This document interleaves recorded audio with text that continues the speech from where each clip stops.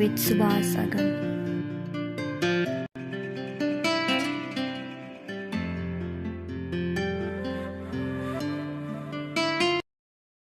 नमस्कार समादरणीय दर्शकवृन्द, स्वधर्म टिभीको प्रस्तुति कार्यक्रम द सिक्रेट्स अफ लाइफ अर्थात् जीवनको रहस्य कार्यक्रममा हजुरलाई स्वागत गर्न चाहन्छु। आज हामी भारतदेखि नेपाल आउनुभएका नितिन साहेबजीसँग संवाद गर्दैछौँ।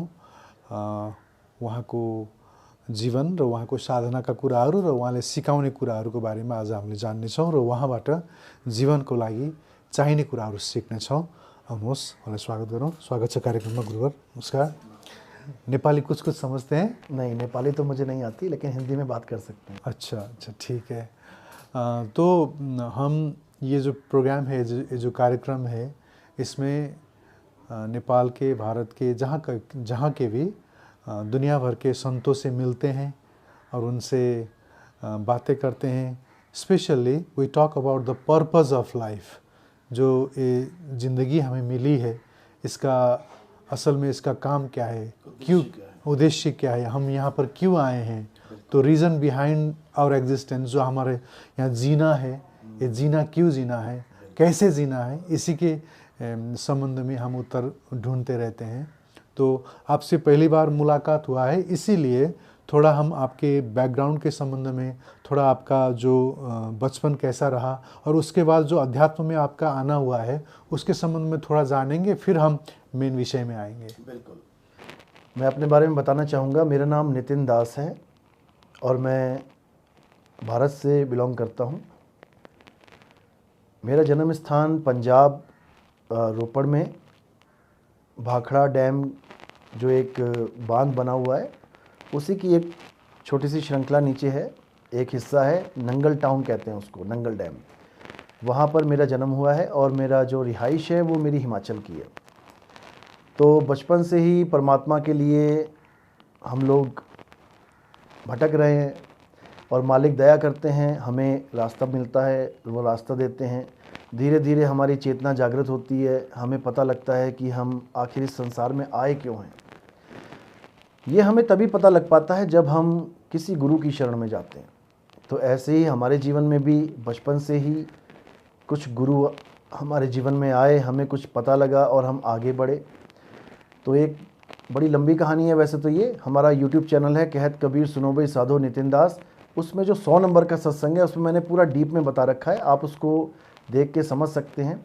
लेकिन फिर भी मैं ये कहूँगा कि मेरे जीवन में 3 गुरु आए हैं। पहला गुरु मेरे बचपन में ही आ गया था। दूसरा गुरु जब मैं पढ़ाई पूरी करके जॉब करने लगा तब। और जो तीसरा गुरु 2010 में मेरे जीवन में आए, वहाँ से जो असली ज्ञान, जो सत्य ज्ञान है, वो उस चीज़ की जागृति हुई। वो दोनों गुरु भी मेरे बहुत ज़रूरी थे मेरे जीवन में, क्योंकि कभी भी हम किसी भी मंजिल पे पहुँचते हैं तो वो रास्ता होके ही पहुँचते हैं। वो गुरु रास्ते का काम करता है। हम छत पे पहुँचते हैं तो सीढ़ियों से होकर ही पहुँचते हैं। तो सीढ़ियों को भी हम डिनाई नहीं कर सकते, सीढ़ियाँ भी बहुत ज़रूरी हैं हमें रूफ टॉप तक पहुँचाने के लिए। तो हमारे जीवन में जो दो गुरु आए, उनसे हमें क्या प्राप्त हुआ मैं बताना चाहूँगा। एक से तो मुझे श्वासों का अजपा जाप, सोहंग मंत्र प्राप्त हुआ, और जो दूसरे गुरु थे उनसे मुझे 5 नाम प्राप्त हुए। लेकिन जो असली चीज़ थी वो तीसरे गुरु से प्राप्त होती है। हाँ जी, वो गुरु हमें एक सही मार्ग देते हैं, हम उसके द्वारा हम आगे बढ़ते हैं और हम अपने असल लक्ष्य को जान पाते हैं कि आखिर मैं इस संसार में क्यों आया। क्योंकि बहुत से लोग ये सोचते हैं कि हम इस संसार में आए हैं भगवान का नाम लेने के लिए, जबकि ऐसा बिल्कुल नहीं है। भगवान का नाम लेने के लिए कोई नहीं आया। भगवान के नाम तो तब बने हैं जब इंसान ने पढ़ना लिखना सीखा, अक्षरों की खोज करी। एक ऐसा समय था जब अक्षर भी नहीं थे। हम हिस्ट्री में देखेंगे, आदि मानव के समय में जाएंगे तो आदि मानव जानवरों की तरह बिहेव करते थे। उनके पास पहनने को कपड़े नहीं थे, खाने को कोई खाना नहीं था, भोजन नहीं था, कोई खेती बाड़ी नहीं थी, कोई जॉब नहीं थे, कोई अपार्टमेंट्स नहीं थे, जंगलों में रहते थे, पेड़ों पे रहते थे। उस वक्त उनके पास कोई भाषा भी नहीं थी, उस वक्त उनके पास कोई अक्षर भी नहीं था। ये सारे जितने भी अक्षर हैं दुनिया में दिखाई दे रहे हैं, दुनिया में सुनाई दे रहे हैं, ये सब उन्हीं आदि मानवों की खोज है। उन्होंने अक्षर बनाए हैं, तब जाकर हम भगवानों के नाम रख पाए और हम उनको जप रहे हैं।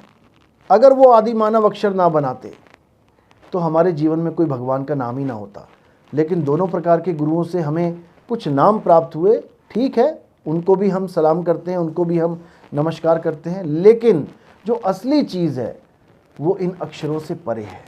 और वो मुझे केवल और केवल परमात्मा की दया से तब प्राप्त हुई जब मैं तीसरी गुरु की शरण में गया।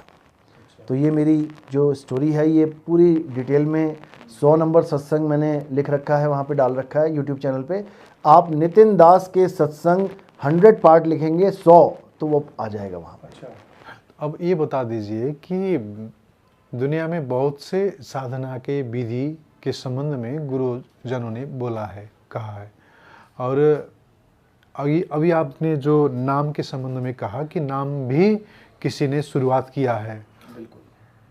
तो ध्यान का भी विधि है, सोहंग का विधि भी है, और सांख्य, विभिन्न योग और अनेकन प्रकार से साधना करने वाले हैं। और संतों ने ये भी कहा है कि हर एक मार्ग से पहुंचा जा सकता है। और फिर आप भक्ति मार्ग के संबंध में पूछे तो ये कहते हैं कि कलयुग में भक्ति मार्ग और भगवान की नाम और संकीर्तन का मार्ग ही सर्वश्रेष्ठ मार्ग है। संकीर्तन से पहुंचते हैं लोग, ऐसा भी बोलते हैं। इसके संबंध में आपको? बिल्कुल, क्योंकि आज तक ये भ्रांति फैलाई गई कि हर मार्ग परमात्मा तक पहुंचा जाता है, पहुंचा सकता है। ऐसा बिल्कुल नहीं है, क्योंकि जब परमात्मा एक है तो उसको पाने का जरिया भी एक ही होगा। हम ये उदाहरण लेते हैं दुनियावी, सांसारिक, किसी शहर का, कि मेरे घर पहुंचने का केवल एक रास्ता नहीं है, इधर से भी है, इधर से भी है, इधर से भी। तुम कहीं से भी टर्न करके, आज गूगल मैप पे हम कोई डेस्टिनेशन हम लॉक करते हैं तो उसके 4, 5, 10 रास्ते बता देता है गूगल मैप हमें। ये एग्जाम्पल दुनियावी है, ये आध्यात्मिक नहीं है। दुनियावी मंजिल तक पहुंचने के 10, 50, 100 रास्ते हो सकते हैं, लेकिन परमात्मा तक पहुंचने का रास्ता केवल एक है। और वो रास्ता क्या है, आज उसको अच्छी तरह समझाया जाएगा। क्योंकि जब मैं यहाँ पर आया हूँ तो मेरे नेपाल वासियों को, मेरे नेपाली भाइयों को इस चीज़ के बारे में असल में पता लगे कि वो रास्ता एक है, अनेक नहीं है। अब वो रास्ता एक कैसे है उसके बारे में जानना पड़ेगा, क्योंकि परमात्मा एक है। जब परमात्मा एक है तो उसको पाने की विधि भी एक है, लेकिन हमने अलग अलग रास्तों की वजह से अलग अलग पंथ, अलग अलग धर्म, अलग अलग विधियां बना ली, जिससे हम परमात्मा तक तो ना पहुंच पाए, लेकिन हम सब अलग अलग हो गए। आज एक पंथ दूसरे पंथ को नहीं मान रहा है, आज एक धर्म दूसरे धर्म को नहीं मान रहा है, आज एक आदमी दूसरे आदमी को नहीं मान रहा है। क्यों? क्योंकि सबको ये लगता है कि हम ही सत्य हैं, केवल हम ही पहुंच सकते हैं, जबकि वो सब के सब, उनमें से एक भी नहीं पहुंच सकता। क्यों? कारण क्या है? क्योंकि वो सत्य को नहीं जानते। जो सत्य है वो एक है, वो सबके लिए है। जैसे पानी है, वो एक है, वो सबके लिए है। हिंदू, मुस्लिम, सिख, ईसाई, जैन, बौद्ध, चाहे भगवान को मानता है चाहे नहीं मानता है, वो पानी सबके लिए एक है। प्यास लगने पे सब पानी ही पीते हैं।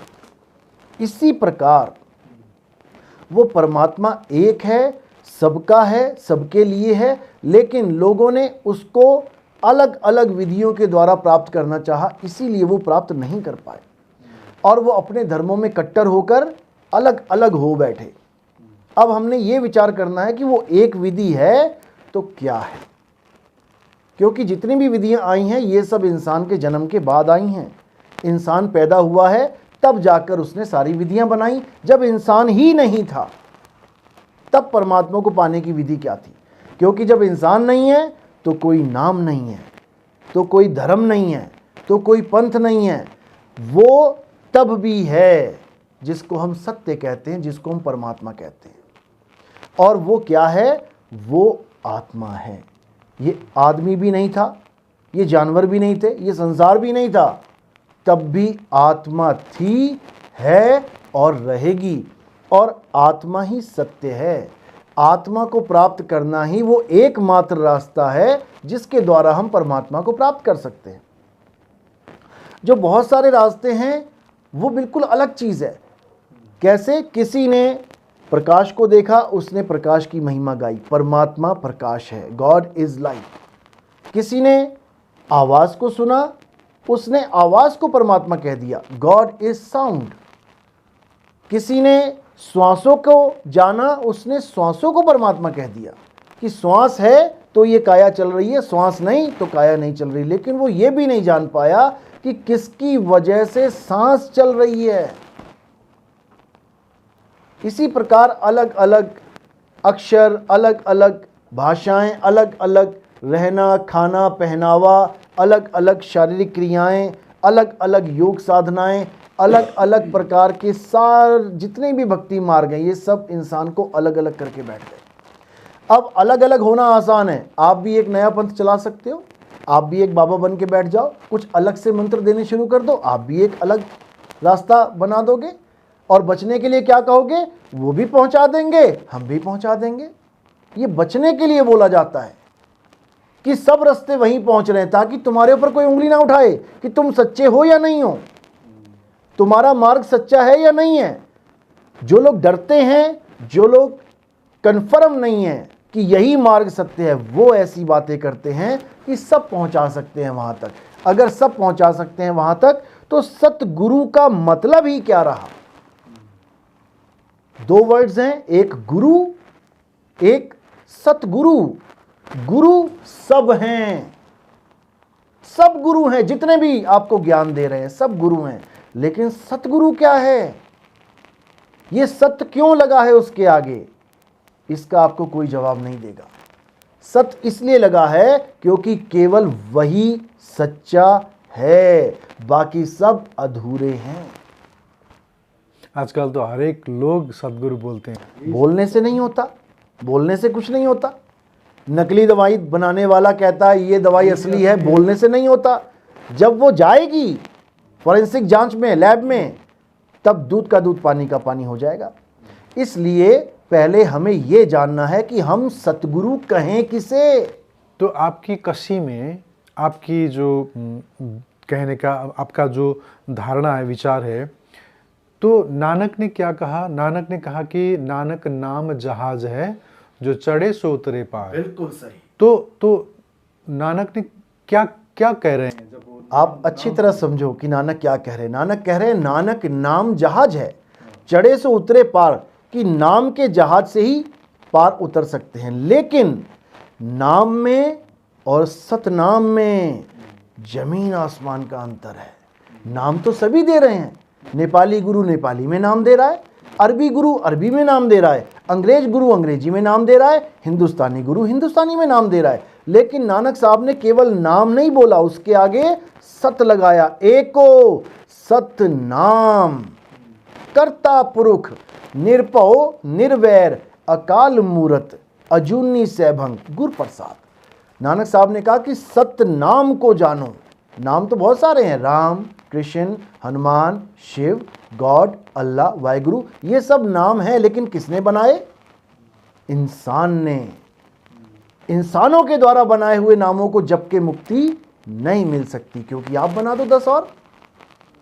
असली मुक्ति कैसे मिलेगी? सतनाम से। जी, उन्होंने सतनाम से वाहेगुरु भी कहा। क्यों कहा? नाम के आगे सत लगाने की जरूरत क्यों पड़ी? गुरु के आगे सत लगाने की जरूरत क्यों पड़ी? यहां तक कि जो लोग कहते हैं हम सनातनी हैं, उसमें भी भेद है। सनातन के आगे सत्य लगाने की जरूरत क्यों पड़ी? जब जयकारा लगता है तो कहते हैं सत्य सनातन की जय। सनातन में और सत्य सनातन में क्या फर्क है? जिस दिन आपको यह पता लग गया, आप सच में एक सच्चे सनातनी बनेंगे। झूठे सनातनी भी होते हैं, झूठे सनातनी भी होते हैं, झूठे गुरु भी होते हैं, झूठे नाम भी होते हैं, लेकिन सत्य सनातन, सतनाम, सतगुरु झूठा नहीं होता। तो आपके कहना ये था कि जिसने आत्मा को प्राप्त किया, उसने वो चीज जो पाने लायक है वो चीज पा लिया। आत्मा को प्राप्त करना ही लक्ष्य है, लेकिन आत्मा को कैसे प्राप्त करेंगे? क्या इन झूठे नामों से प्राप्त करेंगे? मैं आपको ये पूछना चाहूँगा पहले कि जैसे कहते हैं कि अर्जुन ने जब कृष्ण को अपने जीवन के संबंध में जो दुविधाएं थी युद्ध के समय में, तो जो पूछा गीता के रूप में कृष्ण ने बताया उनको, तो कहते हैं कि उनको सत्य का अनुभव हुआ था। तो सबरी जो एक बुढ़िया कमज़ोर एक महिला थी, उन्होंने भगवान को चाहा, उनकी नाम ली और उनकी प्रतीक्षा करते करते करते ज़िंदगी गुजार दी, और एक समय में राम उनके घर में आए और आके उन्हें नवदा भक्ति के बारे में बताया कि आप भगवान को दोस्त भी समझ सकते हो, अपना बच्चा भी समझ सकते हो, आपका मालिक भी समझ सकते हो, कुछ भी समझ के उसका ध्यान करो, उसका धारणा करो या उसका भक्ति करो, तो तुमको प्राप्त होते हैं। तो उन्होंने भी कहते हैं कि भक्ति प्राप्त किया। फिर सुदामा में एक है जो गरीब थे, भगवान ने उनको सब चीज़ लुटा दिया, सब चीज़ दे दिया, लेकिन परिवार को वो सब छोड़ के वो कहीं और जाके कुटिया में बैठ के उनका ही नाम लेते थे। कहते हैं कि कृष्ण का नाम लेने वाला पहले आदमी वही थे, नाम जपने वाला। और कहते हैं कि ये सब लोगों ने भी परमात्मा को पाया था, परमात्मा का अनुभव किया था। तो ये तो कुछ अलग ही रास्ता दिखाई देता है। देखो, पहले ये समझ लो, ये जितना भी ज्ञान आप बता रहे हैं, जितना भी आपने समझाया है, ये हमारे ग्रंथों में दर्ज है, ये सब लिखा हुआ है वहाँ पे। लेकिन ग्रंथों को पढ़ना और ग्रंथों को समझना, इन दोनों में बहुत बड़ा भेद है। इन दोनों में बहुत बड़ा भेद है, रहस्य है। जो हमें चीज़ दिखती है वो असल में होती नहीं है, और जो होती है वो हमें दिखती नहीं है। जैसे पूरे भारत में, पूरे विश्व में अगर किसी से पूछोगे सूर्य कहाँ से उगता है और कहाँ अस्त हो जाता है, तो आपको एक ही जवाब मिलेगा कि पूरब से सूर्य उगता है और पश्चिम में ढल जाता है। क्या ये सत्य है? क्या ये सत्य है, हाँ या ना? असल में देखा जाए तो वो तो घूम रहा है। असल में ये हमें इसलिए आभासित होता है क्योंकि जिस लेवल में हम बैठे हैं, जिस धरती पे हम बैठे हैं, जहाँ तक हमारी सोच है, हमें वो उगता और ढलता दिखाई दे रहा है। लेकिन हम जब अपने लेवल को ऊपर उठा लेते हैं, जब हम नासा के कक्षा में जाके बैठ जाते हैं और हमारा कैमरा 24 घंटे सूरज की तरफ लगा रहता है, तब हमें पता लगता है कि सूरज ना तो उगता है ना कभी ढलता है। यानी वो भी यूनिवर्सल ट्रुथ है कि सूर्य पूरब से उगा और पश्चिम में ढल गया, और ये भी यूनिवर्सल ट्रुथ है कि सूरज कभी उगता ही नहीं है और ढलता ही नहीं है। अब फर्क कहाँ है? केवल हमारे लेवल का। धरती पे खड़े रहेंगे तो उगता और ढलता दिखाई देगा, और ऊपर उठ जाएंगे तो नहीं दिखाई देगा। इसी प्रकार आपने अर्जुन की बात करी, आपने सुदामा की बात करी, अब मैं कृष्ण की बात बताता हूँ आपको कि कृष्ण जी क्या कह रहे हैं गीता में। उसके बाद आपको हर चीज़ समझ में आ जाएगा कि शबरी को क्या बोला होगा, सुदामा को क्या बोला होगा और अर्जुन को क्या बोला है। कृष्ण जी ने गीता में बिल्कुल स्पष्ट बोला कि हे अर्जुन, इस दुनिया में दो प्रकार के तत्व हैं, एक असत्य और एक सत्य। बस आपने इसी को समझना है कि क्या है सत्य, क्या है असत्य। हे अर्जुन, इस दुनिया में दो प्रकार के तत्व हैं, एक असत्य है और एक सत्य है। असत्य क्या है? जो पैदा होता है और जिसका नाश हो जाता है, वो असत्य है। जो पल पल बदलता है, वो असत्य है। जैसे ये काया, जब हम पैदा हुए छोटे से थे, धीरे धीरे हमारी काया बड़ी हुई, बदलती रही, रोज रोज बदल रही है, असत्य है। ये मंदिर जब खुदाई हुई, नींव पत्थर रखा गया, तब कैसा था, और धीरे धीरे बढ़ता गया, एक एक दीवार बनाते गए, रोज बदलता रहा, तब कैसा हो गया। ये मूर्तियां, जब मूर्तिकार मूर्ति बनाता है, देखो पहले दिन कितनी होती है, दूसरे दिन कितनी होती है, तीसरे दिन कितनी होती है, करते करते 20 फुट की मूर्ति बना देता है, रोज बदल रही है, असत्य है। ये मंत्र राम बदल गया, असत्य है। हरे राम बदल रहा है, असत्य है। कबीर असत्य है, वाहे गुरु असत्य है। इस दुनिया में जो भी चीज बदल रही है हे अर्जुन, वो असत्य है। और जब तुम असत्य के साथ जुड़ जाते हो, तब तुम कभी सत्य को प्राप्त नहीं कर सकते। अब सत्य क्या है? हे अर्जुन, इस दुनिया में केवल एक ही सत्य है, आत्मा ही सत्य है। आत्मा का ना तो कभी जन्म होता है, ना ही आत्मा की कभी मृत्यु होती है। आत्मा अचल है, अडोल है, अघुलनशील है, अपरिवर्तनशील है। हे अर्जुन, ये आत्मा ही सत्य है। शरीरों को तो मारा जा सकता है, काटा जा सकता है, जलाया जा सकता है, लेकिन हे अर्जुन, आत्मा को कोई शस्त्र काट नहीं सकता, अग्नि जला नहीं सकती, वायु सुखा नहीं सकती, जल भिगो नहीं सकता। ये आत्मा ही सत्य है, ये आत्मा ही सत्य सनातन है। जो सत्य सनातनी है वो केवल और केवल आत्मा का ज्ञान करते हैं, वो केवल आत्मा का ध्यान करते हैं। जो लोग प्राणों का ध्यान करते हैं, जो बदल रही है, सांस अंदर लिया और बाहर छोड़ा, बदल गया, आ रहा और जा रहा है, बदल गया। ध्यान दिया, अंधेरा है, प्रकाश हो गया, बदल गया। आवाज सुनी, चेंज हो गई, बदल गई। काया बदल गई, राम जी बदल गए, हनुमान जी बदल गए, कृष्ण जी बदल गए, शंकर जी बदल गए, माता बदल गई, हर चीज बदल रही है। और जो बदल रही है हे अर्जुन, वो मेरी ही माया है। इस दुनिया में कोई भी जीव मेरी त्रिगुणी माया को पार नहीं कर सकता। हे अर्जुन, केवल वही मेरी त्रिगुणी माया को लांघ सकता है जो सत्य को जान लेता है। और सत्य इस दुनिया में केवल एक है, आत्मा ही सत्य है। उस आत्मा को जानना ही परमात्मा को जानना है। और आत्मा का ज्ञान आपको केवल वही करवा सकता है जो आत्मज्ञानी है।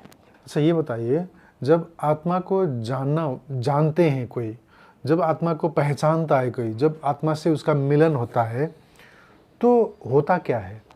आत्मा से मिलन, आपने कहा आत्मा से मिलन होता है। किसका मिलन होता है? कौन करना चाहता है आत्मा से मिलन? जीवात्मा परमात्मा से मिलना चाहता होगा। इसी को समझना है। कौन है जीवात्मा, कौन है परमात्मा, इसको हमने समझना पड़ेगा। वही तो, ये इसी को अगर हम इसको जीवात्मा मान बैठे हैं कि हम सब जीव हैं, ये काया को जीव मान बैठे हैं, तो हम कभी नहीं मिल सकते। समझते हैं कि आत्मा तो हमारे पास ही है, हमारे साथ ही आत्मा हमारे साथ ही है, इसमें कोई शक नहीं है।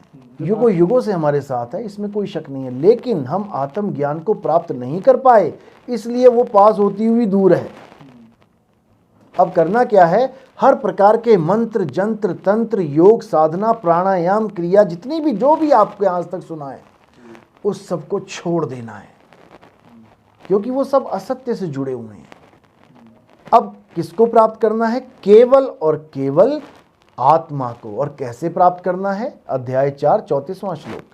हे अर्जुन, जो ज्ञान मैं तुम्हें दे रहा हूं, अगर तुम इसको, क्योंकि थ्योरी पार्ट दे रहे हैं वो, अगर इसको तुम प्रैक्टिकली समझना चाहते हो, जानना चाहते हो, तो तुम ऐसे गुरु की शरण में जाओ जिसने आत्मा को यानी सत्य को जान लिया है।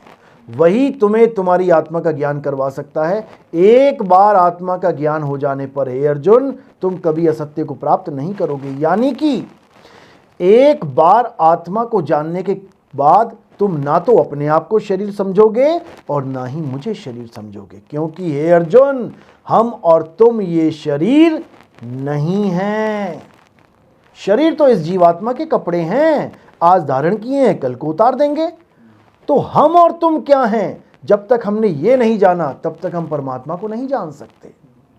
इसीलिए हे अर्जुन, हमें केवल और केवल आत्मज्ञानी गुरु की तलाश करनी चाहिए, ना कि ये मंत्र ज्ञानियों की, तंत्र ज्ञानियों की, यंत्र ज्ञानियों की, इन पूजा पाठ कराने वालों की, इन हवन यज्ञ कराने वालों की।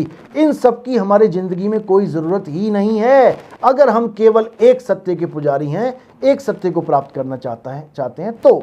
लेकिन इन लोगों की भी हमारे जीवन में कितनी ज़रूरत होती है? जितनी कि एक डॉक्टर के जीवन में पहली, दूसरी, तीसरी, चौथी, 5वीं क्लास की ज़रूरत होती है। आप किसी भी डॉक्टर का इंटरव्यू लीजिए, आप पूछिए आप क्या हैं, वो कहेगा मैं डॉक्टर हूँ। आप उससे पूछिए क्या आप LKG UKG में गए थे, क्या आपने नर्सरी की है? हाँ बिल्कुल की है। उसके जीवन में भी नर्सरी का उतना ही महत्व है जितना हमारे जीवन में है। इसी प्रकार हमारे जीवन में मंदिर, मस्जिद, गुरुद्वारों का उतना ही महत्व है जितना एक डॉक्टर के जीवन में नर्सरी क्लास का महत्व है। जाना तो पड़ेगा, लेकिन सदा नहीं रहना है वहाँ पे। उसको पढ़ना है और उससे आगे बढ़ जाना है। यानी मंत्र, जंत्र, तंत्र तब तक करना है जब तक तुम्हारे जीवन में कोई आत्मज्ञानी गुरु नहीं आ गया। और जैसे ही कोई आत्मज्ञानी गुरु आ गया, तत्काल पिछली साधना को त्याग देना चाहिए।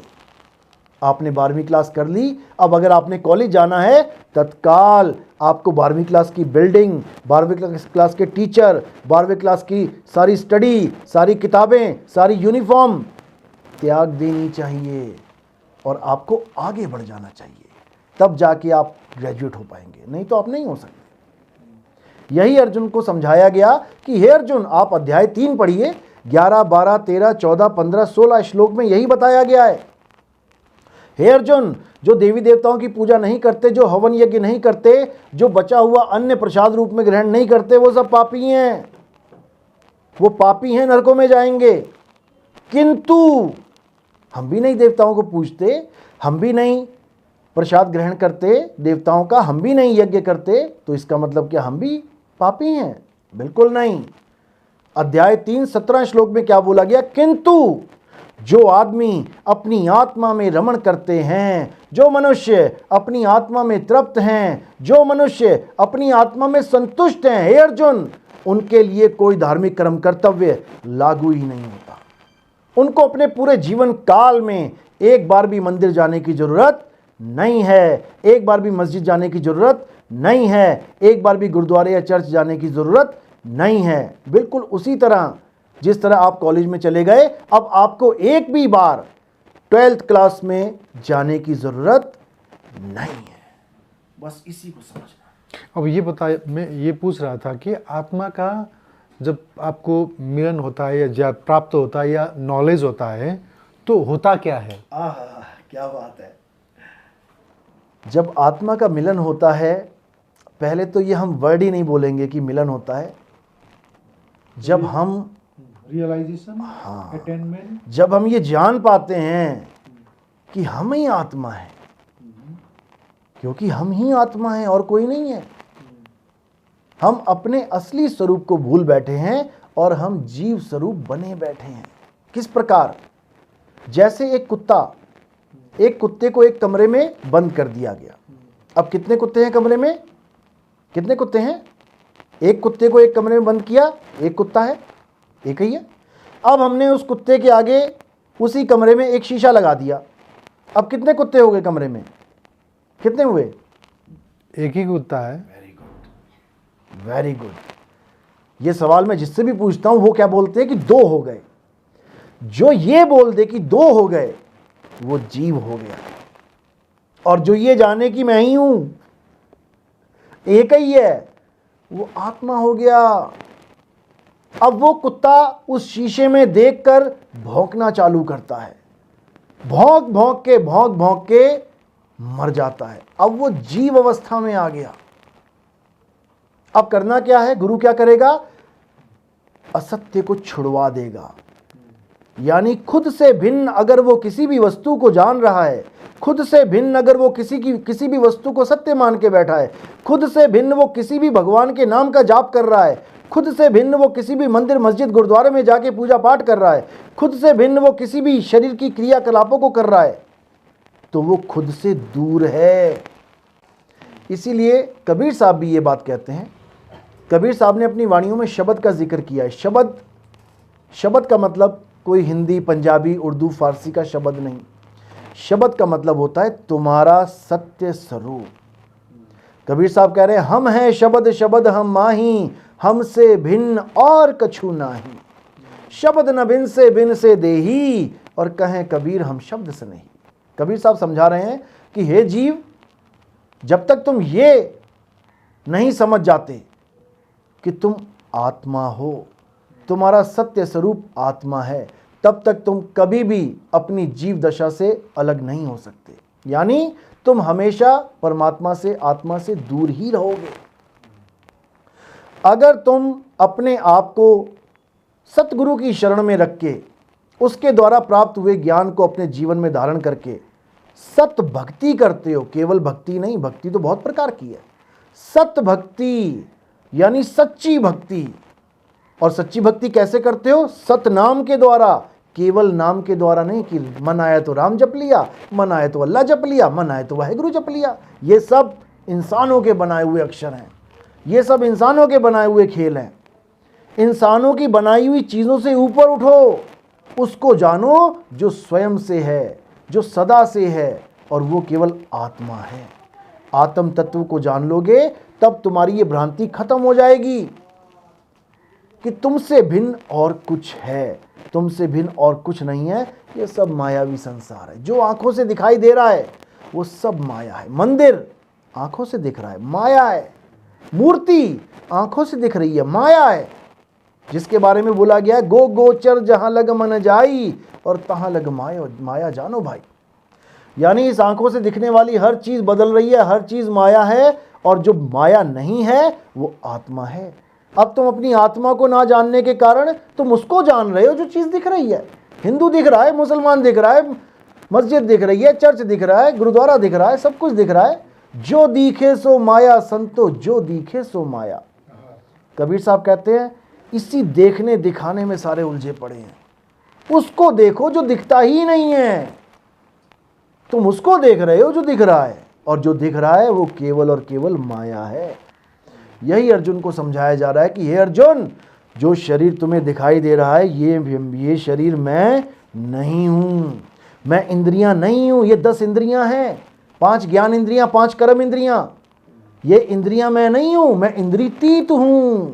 ये काया मैं नहीं हूं, मैं कायातीत हूं। ये मन माया मैं नहीं हूं, मैं मायातीत हूं। मैं मनोतीत हूं, यानी मन से पार हूं, माया से परे हूं। ये तो मेरी माया है जिसको देख के लोग मुझे कृष्ण समझ रहे हैं। ये शरीर कृष्ण नहीं है, क्योंकि इस शरीर की तो मृत्यु हुई है। पैर में तीर लग के तो क्या कृष्ण जी की मृत्यु हो गई? बिल्कुल नहीं। जो मुझे शरीर करके जानते हैं हे अर्जुन, वो मूर्ख है, नादान है। मैं शरीर नहीं हूं, मैं पुरुष नहीं हूं, मैं स्त्री नहीं हूं, मैं नपुंसक भी नहीं हूं, मैं मछली भी नहीं हूं, मैं कछुआ भी नहीं हूं, मैं वराह भी नहीं हूं, मैं नरसिंह भी नहीं हूं, मैं राम भी नहीं हूं, मैं श्याम भी नहीं हूं, मैं विष्णु भी नहीं हूं, मैं शंकर भी नहीं हूं। मैं शरीरों से परे आत्मा हूं। हे अर्जुन, तेरे और मेरे कई जन्म हो चुके हैं। मतलब ये नहीं कि मेरे कई जन्म हो चुके हैं, मतलब मैंने कई शरीर धारण किए हैं। मेरा जन्म नहीं होता, मैं अजन्मा हूं, मैं नित्य हूं, मैं शाश्वत हूं, मैं सनातन हूं। जो मुझे इंसान करके जानता है कि मैं मुरली बजा रहा हूं, मैं गाय चरा रहा हूं, असल में वो केवल इंद्रियों को देख पा रहा है। मैं इंद्रियां नहीं। ये 10 इंद्रियों की काया है। 5 ज्ञान इंद्रियां, 5 कर्म इंद्रियां। ज्ञान इंद्रियां जिनसे हमें ज्ञान होता है।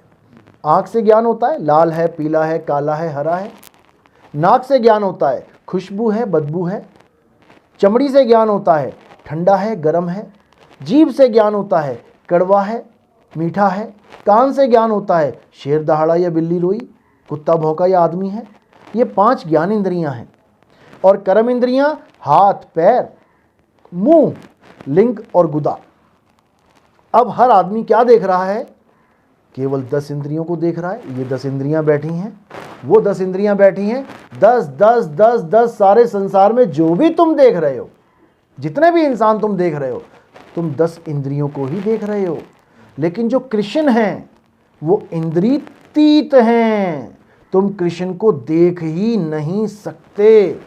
जिस प्रकार तुम कठपुतली देखते हो, कठपुतली नाच रही है, लेकिन तुम नचाने वाले को नहीं देख सकते क्योंकि वो पर्दे के पीछे है। इसी प्रकार ये काया, ये माया है। जो भगवान हैं वो मायातीत हैं। तो ये बता दीजिए, जैसे आपका नाम नितिन साहिब है, इसका मतलब साहिब जी मतलब कबीर के परंपरा से जुड़े हुए हैं। तो परंपरा से जो एक संत जुड़ जाता है, हाँ ये है कि अगर उस गुरु से आपको कुछ मिला है तो अनुग्रह स्वरूप आप उनसे जुड़ जाते हैं, उनका संप्रदाय का नाम भी ले लेते हैं, उसमें कोई दो राय नहीं है। फिर भी आप जो उसी संप्रदाय में जुड़ के जो आप काम कर रहे हैं, तो आपको ये लगता है कि मैं स्वतंत्र हो गया? बिल्कुल बिल्कुल स्वतंत्र हैं। क्यों स्वतंत्र हैं, पहले ये समझ लो। हाँ, आपने ये बात बहुत अच्छी बोली कि परंपरा में जुड़ना पड़ रहा है। क्यों? क्योंकि उनसे कुछ हमें प्राप्त हुआ है। इसलिए मैं इस चीज़ को फॉलो करता हूँ कि हम परंपरा में चलाते हुए भी परंपरा से परे हैं। परंपरा कौन चला रहा है? जो आपको दिखाई दे रहा है। कौन है ये? शरीर। परंपरा केवल शरीर चला रहा है, लेकिन जो हम हैं वो शरीर से परे हैं, स्वतंत्र हैं। परंपरा चलाना केवल एक मर्यादा है। जैसे मंगलसूत्र पहनना केवल एक मर्यादा है। क्या बिना मंगलसूत्र के बच्चा पैदा नहीं हो सकता? हो सकता है, लेकिन हमें मर्यादा में रहना है। क्यों? क्योंकि हम आगे भी मर्यादा दे रहे हैं। अगर गुरु ही मर्यादा में नहीं रहेगा तो चेला कैसे मर्यादा में रहेगा? तो हमारे पंथ में मर्यादा भी है और हमारे पंथ में स्वतंत्रता भी है। बहुत अच्छा लगा कि आप कबीर से जुड़े हुए हैं, और कबीर ऐसे संत हैं जिनको दुनिया भर में कबीरपंथी ना होकर भी कोई ऐसा आदमी नहीं हो सकता जो कबीर को नकार के आगे बढ़े। वो ऐसे ऐसे हैं कि सबके चाहते हैं। उनके कविताएं, उनके दोहा, उनके जीवन शैली, उनका दर्शन ही अलग ही था। तो आप कबीर से कैसे जुड़े, और कबीर की पंथ में जो अब आप जो जैसे नेपाल में अभी आए हैं, यहाँ पर भी कुछ क्लास आपके होंगे शायद, आप करवाते कैसे हैं, क्या करवाते हैं, कुछ उसके संबंध में थोड़ा बताइए। जब भी हम किसी संत से जुड़ते हैं, हमारे भारत में तो आप किसी भी संत से जुड़ जाओ, बिना कबीर के उनका ग्रंथ पूरा ही नहीं होता। इसी प्रकार जब मैं भक्ति से जुड़ा तो मेरे जीवन में जो पहला गुरु आया, जो पहला ज्ञान आया, वो कबीर साहब का ही ज्ञान आया। धीरे धीरे धीरे धीरे मैं उनकी गहराइयों में जाने लगा, समझ में आने लगा कि कबीर साहब क्या चीज़ है, उनका ज्ञान क्या है। एक दुनियावी ज्ञान है जो हमें मंदिर मस्जिद गुरुद्वारों में मिलता है, और एक मूल ज्ञान है जो हमें केवल और केवल कबीर साहब के द्वारा ही मिलता है। दुनिया में मिलने वाले ज्ञान आपके सामने है, मंत्र जंत्र तंत्र क्रिया हठ योग प्राण योग, ये योग वो योग जितना भी है, लेकिन कबीर साहब का जो ज्ञान है वो केवल और केवल आत्म ज्ञान है। दोनों में जमीन आसमान का अंतर है। कबीर साहब कहते हैं, जल में मीन प्यासी मोहे देखते आवे हंसी, आत्म ज्ञान बिना नर भटके, कभी काबा कभी काशी। जब कह रहे हैं कि अगर आत्म ज्ञान हो जाए तो तुम्हारा ठहराव हो जाएगा, वरना तुम भटकोगे। कहाँ भटकोगे? कभी काबा और कभी काशी। काबा में कौन भटकने जा रहा है? हमारे मुसलमान भाई। और काशी में कौन भटकने जा रहे हैं? हमारे हिंदू भाई। अब भटकना क्यों बोला गया, जबकि वो जा रहे हैं अपनी यात्रा करने, धार्मिक यात्रा करने? भटकना इसलिए बोला गया क्योंकि जिस घी को वो प्राप्त करना चाहते हैं वो उसको दूध में नहीं ढूंढ रहे। दूध सबके पास है, सबके घर में है, 50 लीटर दूध पड़ा है सबके घर में, लेकिन वो घी दूध में हाथ मारते हैं और उनको घी प्राप्त नहीं होता तो सोचते हैं शायद बाहर मिलेगा, और वो भटकना शुरू कर देते हैं। सारी उम्र भटकते रहते हैं। अब कबीर साहब क्या करते हैं? केवल और केवल उस दूध में से घी निकालने की युक्ति बता देते हैं, और कुछ नहीं करना है, सारा भटकना खत्म। केवल दूध में से घी कैसे निकलेगा इस प्रक्रिया को समझा देते हैं, और आप घर बैठे उस दूध में से घी निकालकर उसका सेवन करते हैं, यानी भटकना खत्म। बिल्कुल, मैं यही पूछ रहा था कि आप बताइए, घी निकालने का जो टेक्निक है, क्या सिखाते हैं आप? घी निकालने की कैसे निकालेंगे? बिल्कुल जी बिल्कुल, क्योंकि दूध किसी ऐसी जगह नहीं पड़ा है जहां आपको एक कदम भी चलना पड़े। दूध ऐसी जगह नहीं पड़ा है जहां आपको दूर तक देखना पड़े कहां पड़ा है। दूध आपकी आत्मा है, और उसी आत्मा में परमात्मा है। गुरु ग्रंथ साहब में भी ये वाणी दर्ज है कि आत्म में राम, राम में आत्म, वो दोनों अलग हो ही नहीं सकते। हमारी मूर्खता के कारण हम उसको अलग मान बैठे हैं, जीव दृष्टि से देखने के कारण। अब करना क्या है? केवल और केवल आत्मा का ज्ञान प्राप्त करना है। उसको प्राप्त करने की विधि क्या है? उसको प्राप्त करने की विधि है गुरु की शरण में जाना। अध्याय 4 34वां श्लोक भी यही इशारा कर रहा है कि हे अर्जुन, जो ज्ञान मैंने तुझे थ्योरी पार्ट का दे दिया उससे मुक्ति नहीं होगी। तुझे भी किसी तत्वदर्शी संत के पास जाना पड़ेगा, तब जाके तुम्हें ज्ञान प्राप्त होगा। जैसे मैं भी संदीपन ऋषि के पास गया, जहां मेरे सखा से मेरी मुलाकात हुई, सुदामा से। कहां पे मिले दोनों? गुरु के आश्रम में। कृष्ण जी को गुरु धारण करने की जरूरत क्या पड़ गई थी? राम जी को गुरु जी के पास जाने की क्या जरूरत पड़ गई थी? वो तो खुद ही भगवान है। यानी भगवान भी बिना गुरु के ज्ञान प्राप्त नहीं कर पाते। ये असलियत है। क्योंकि जब वो भी इस दुनिया में आते हैं तो वो भी माया के अधीन होके आते हैं, वो भी माया में ही लिप्त होके आते हैं। इसमें कोई दो राय नहीं है। वरना ये जितनी क्रियाएं की हैं, किसी का वध करना, किसी का कत्ल करना, ये कोई कर ही नहीं सकता जब तक वो पूरा माया में लिप्त ना हो। क्योंकि आत्म स्वरूप में आते ही निरपौ निर्वैर। हे अर्जुन, आत्मा ना तो कभी किसी को मारती है, ना ही आत्मा का कोई कत्ल कर सकता है, ना ही किसी के द्वारा मारी जा सकती है। आत्मज्ञान में आते ही ये मरना मारना खेल सारे खत्म हो जाते हैं।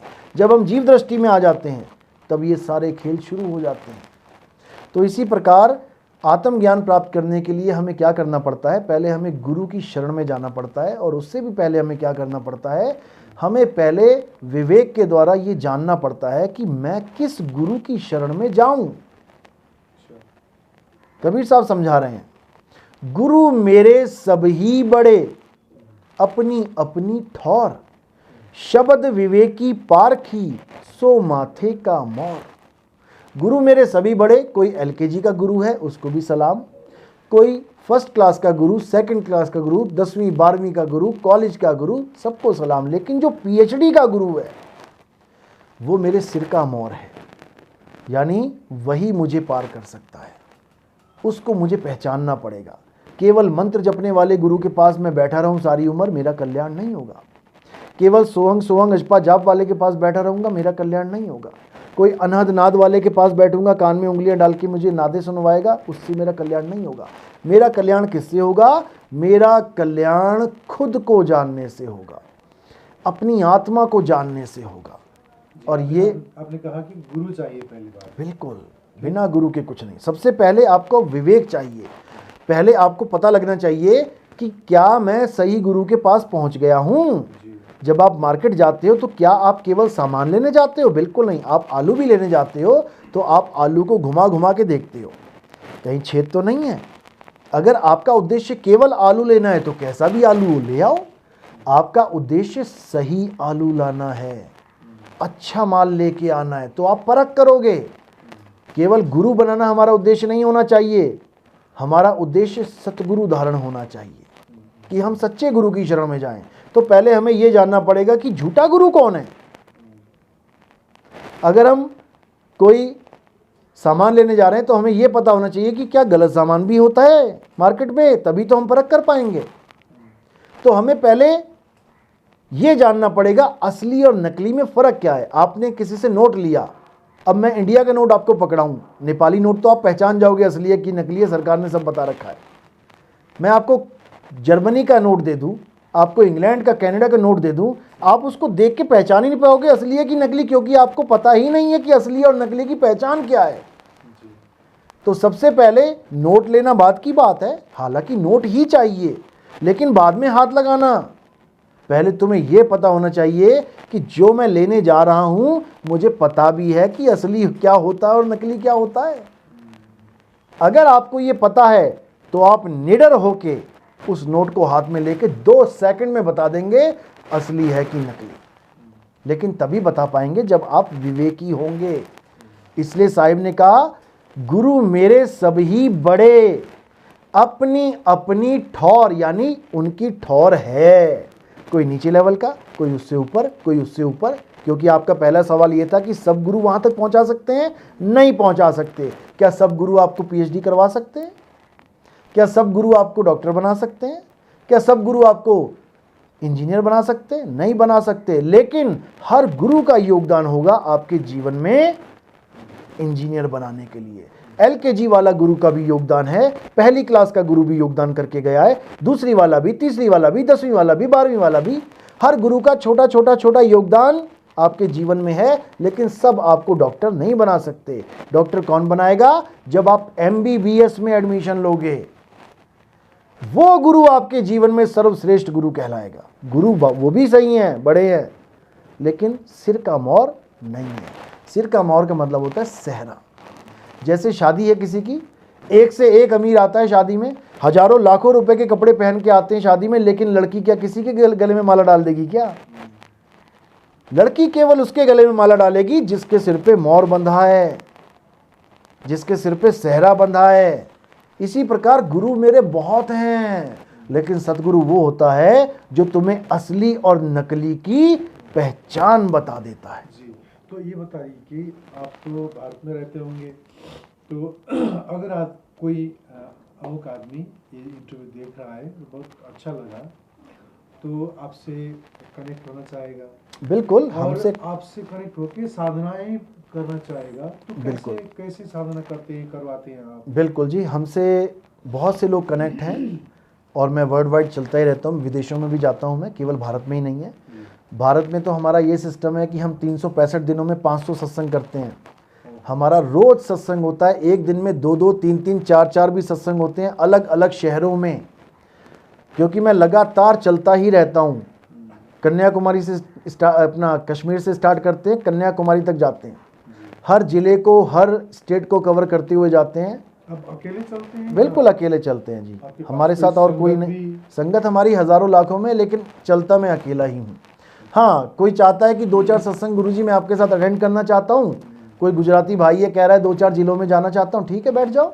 मैं कार से ट्रैवल करता हूँ, तो पूरे भारत में ट्रैवल करते हैं और विदेशों में भी जाते हैं। अभी भी आप कार से ही नेपाल आए? नहीं, इस वक्त मैं फ्लाइट से आया हूँ। अच्छा। हाँ, इस वक्त मैं फ्लाइट से आया हूँ। अच्छा, इस बार जो आप नेपाल आए हैं, आपका कोई कार्यक्रम था? हाँ, हमारा कार्यक्रम है 21, 22 और 23 तारीख को, सिराहा जिला है। अच्छा। सिराहा में प्रोग्राम है। और पिछली बार मैं आया था बुटवल में, वहाँ पे एक सरकारी स्कूल था, तो वहाँ पे हमारा प्रोग्राम हुआ था, टीचर्स के साथ मीटिंग हुई थी हमारी, उसका यूट्यूब पे लिंक है, मैं शेयर कर दूंगा। और बहुत से लोग हमसे ऑनलाइन दीक्षा लेते हैं, कोई ज़रूरी नहीं कि मुझसे मिलाई जाए। अच्छा। हाँ, ऐसा कुछ नहीं है, क्योंकि ज्ञान तो शब्दों के माध्यम से बताया जाता और है। आजकल तो ज्ञान पैसे में बिकता है, लेकिन नहीं, जो ज्ञान पैसे में बेचते हैं वो ज्ञान है ही नहीं, वो तो धंधा है। जी। सबसे बड़ी बात मैं आपको बताना चाहूँगा कि इस वक्त बिना कोई इन्वेस्टमेंट किए अगर सबसे अच्छा कोई धंधा है तो वो भगवान के नाम का धंधा है। इन्वेस्टमेंट भी आपसे ही करवाएंगे कि आओ हम मंदिर बनाना चाहते हैं, पैसा दो। किसका बनाना चाहते हो? भगवान का। अरे जिस भगवान ने ये सारी सृष्टि बना दी, क्या वो अपना एक छोटा सा मंदिर नहीं बना सकता? वो भी तुम्हें चंदा लेके इकट्ठा करना पड़ रहा है।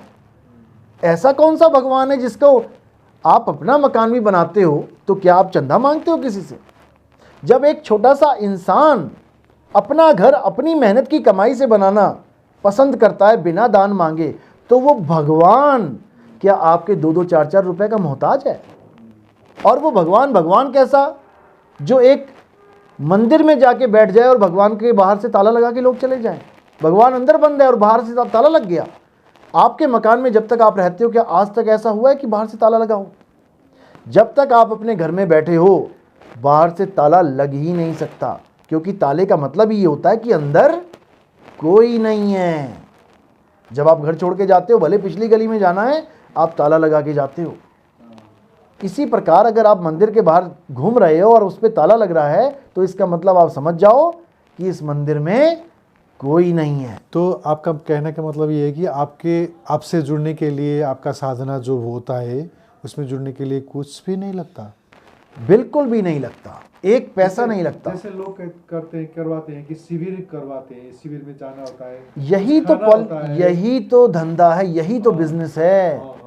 कबीर साहब ने कितने शिविर करवाए, नानक साहब ने कितने शिविर करवाए, स्वामी विवेकानंद ने कितने शिविर करवाए। दुनिया भर में घूम कर दुनिया में घूमना है और प्रचार करना उनके जीवन का एकमात्र लक्ष्य होता है। हाँ, आप योगदान कर सकते हैं। आपको पता है कि मेरा गुरु पूरी दुनिया में घूम रहा है, तो भाई कोई हमारा रिलेशन में कोई टिकट वाला थोड़ी नहीं बैठा है कि कोई सोचे कि गुरुजी प्रचार कर रहे हैं, मैं इसको बस में फ्री टिकट दे दूं। नहीं दे रहा है, हवाई जहाज की टिकट लगा के आना पड़ रहा है। तो शिष्यों का ये फर्ज होता है कि हम अपने गुरु के प्रचार में योगदान करें।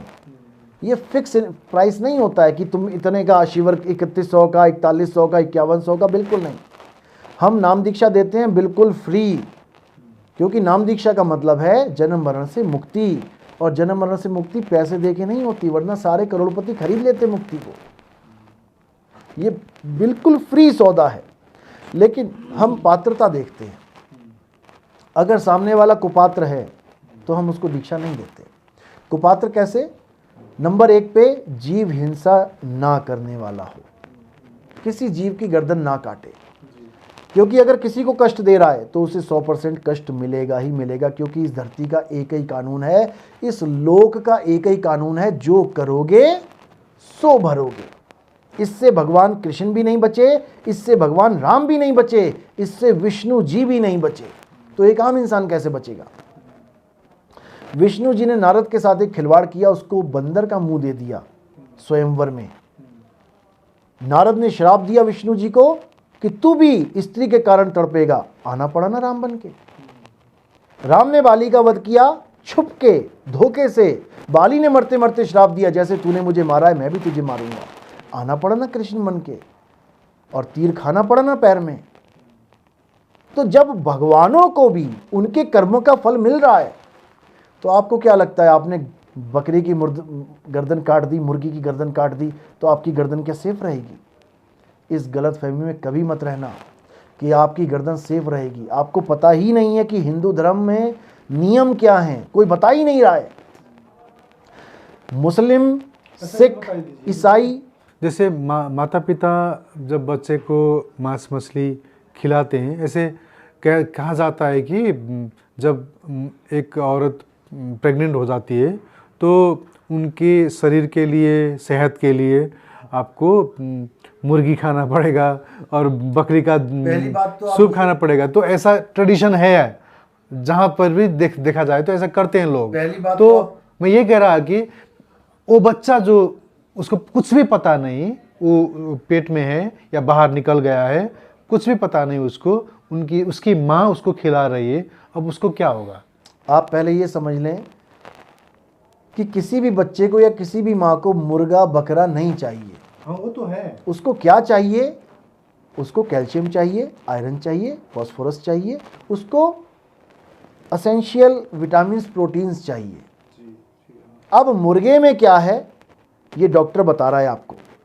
मुर्गा अगर कोई खाने को दे रहा है, इसका मतलब वो कुछ देना चाहता है आपको जो आपकी बॉडी में लगे, और वो चीज़ केवल मुर्गे में नहीं है कि प्रोटीन्स केवल मुर्गे में ही हैं, और भी बहुत सी चीज़ें हैं जिसमें प्रोटीन मिल रहा है। बॉडी केवल प्रोटीन मांग रही है, मुर्गा नहीं मांग रही। हमने प्रोटीन को इजिकल टू मुर्गा बना दिया है कि प्रोटीन चाहिए मुर्गा खाओ। क्यों भाई? वे प्रोटीन, सोए प्रोटीन, बिल्कुल, प्लांट्स प्रोटीन। मैं कर्म के संबंध में पूछ रहा था। जो किसी का गर्दन काटेगा उसको अपनी गर्दन कटवानी पड़ेगी, इसमें कोई दो राय नहीं है, किसी को कोई छूट मिलने वाली नहीं है। पहले तो इसको बिल्कुल माइंड में रख लो, क्योंकि हमें हमारे धर्म के नियम नहीं पता। आप शिव महापुराण पढ़ेंगे, आपको उसमें अलग अलग प्रकार के नरकों की सजाएं बताई गई हैं। जो मुर्गी खाता है उसको कौन से नरक में डाला जाएगा, भले वो शंकर जी का पुजारी हो। रावण शंकर जी का पुजारी था, तो क्या उसका खात्मा नहीं हुआ क्या? भगवान की पूजा करने के बाद भी नरकों में जाना पड़ता है। डिटेल में बता रखा है, मुर्गी खाओगे तो कौन से नरक में जाओगे, बकरा खाओगे तो कौन से नरक में जाओगे, ये करोगे तो कौन से नरक, ये सब शिव महापुराण में है। और सबसे बड़ी बात तो ये है कि देखो, कोई मुस्लिम अगर कहता है मैं कुरान को नहीं मानता, तो वो मुस्लिम नहीं है। अगर कोई ईसाई कहे कि मैं बाइबल को नहीं मानता, वो ईसाई नहीं है। अगर कोई सिख कहे मैं गुरु ग्रंथ साहब को गुरु नहीं मानता, तो वो सिख नहीं है। लेकिन हिंदू धर्म एक ऐसा धर्म है, भगवान को मानते हो तब भी हिंदू हो, नहीं मानते हो तब भी हिंदू हो, मीट खाते हो तब भी हिंदू हो, नहीं खाते तब भी हिंदू हो, पूजा करते हो तब भी हिंदू हो, नहीं करते तब भी हिंदू हो, नशा करते हो तब भी हिंदू हो, नहीं करते तब भी हिंदू हो। मजाक बना लिया है बिल्कुल। हमारे नियम ही नहीं पता हमें कि हम कब हिंदू हैं, कब हम हिंदू नहीं हैं। जो मीट खाता है वो हिंदू नहीं है, जो नशे करता है वो हिंदू नहीं है, जो गलत कार्य करता है वो हिंदू नहीं है, भले तुम 100 बार कहते रहो मैं हिंदू हूं। और वो बच्चे के संबंध में मैं पूछ रहा था, अगर माँ मीट खाती है और उसका रस बच्चे को मिलता है तो बच्चे को कोई दोष नहीं लगता है। क्यों? क्योंकि बच्चे ने वो कर्म नहीं किया है। बच्चे को तो फूड पाइप की तरह है, जो पाइप लगी होती है उससे विटामिन, प्रोटीन, न्यूट्रिशन भेजा जा रहा है। किसके द्वारा? बॉडी के द्वारा। उसको केवल कैल्शियम, विटामिन, फास्फोरस, आयरन से मतलब है। माँ क्या खा रही है, क्या नहीं खा रही, उससे कोई मतलब नहीं है। क्यों? अभी वो कर्म प्रधान देश में आया ही नहीं है। जब वो बाहर आ जाएगा और पहली सांस लेगा, अब उसके कर्म गति शुरू हो जाएगी। अब वो जो करेगा उसको उसका भुगतान करना पड़ेगा। फिर भी अभी भी वो बच्चा है, गोद में खेल रहा है, फिर भी तो माँ, तो सारा ब्लेम माँ के ऊपर लगता है। जब तक अबोध है बालक, अबोध, आप 18 साल से कम उम्र में हैं, आपने कत्ल भी कर दिया, हमारे भारत में आपको फांसी नहीं होती है, आपको बाल सुधार गृह में डाला जाता है। लेकिन अगर आपकी उम्र 18 साल 1 दिन हो गई, 1 दिन भी आप मैच्योर हो गए, फिर आपको नहीं छोड़ा जाएगा, फिर आपके ऊपर सारी दफाएं लगाई जाएंगी। इसी प्रकार बच्चा जब तक नहीं उसको कुछ पता है, माँ जो मुंह में डाल रही है उसको खाना पड़ रहा है, उसको क्या पता ये क्या है, ये सारा दोष माँ को जा रहा है। जी। कबीर के संप्रदाय में जो आप जुड़े हुए हैं, इतना पूछना चाहूँगा कि कबीर के नाम में, जैसे बुद्ध के नाम में भी बहुत संप्रदाय शुरू हुए हैं, ऐसे ही कबीर के भी बहुत संप्रदाय हैं। और एक भजन गाने वाले भी हैं, बहुत भजन को ही प्रमुखता देके भजन को ही रटते रहते हैं, गाते रहते हैं। ऐसे भी जैसे कैलाश तिनपैया समथिंग, हाँ, ये भी है। बहुत कबीर पंथियाँ जो हैं। तो आप कौन पंथ से जुड़े हुए हैं और आपका पंथ का विशेषता क्या है? मतलब बहुत अच्छा सवाल पूछा आपने, बहुत बढ़िया, क्योंकि इससे पता लगेगा कि ये कौन से कबीर पंथी हैं। कबीर साहब कहते हैं, मेरी गाई गाएगा तो 3 लोक में धक्के खाएगा, और मेरी गाई बूझेगा तो सत्य लोक को सूझेगा।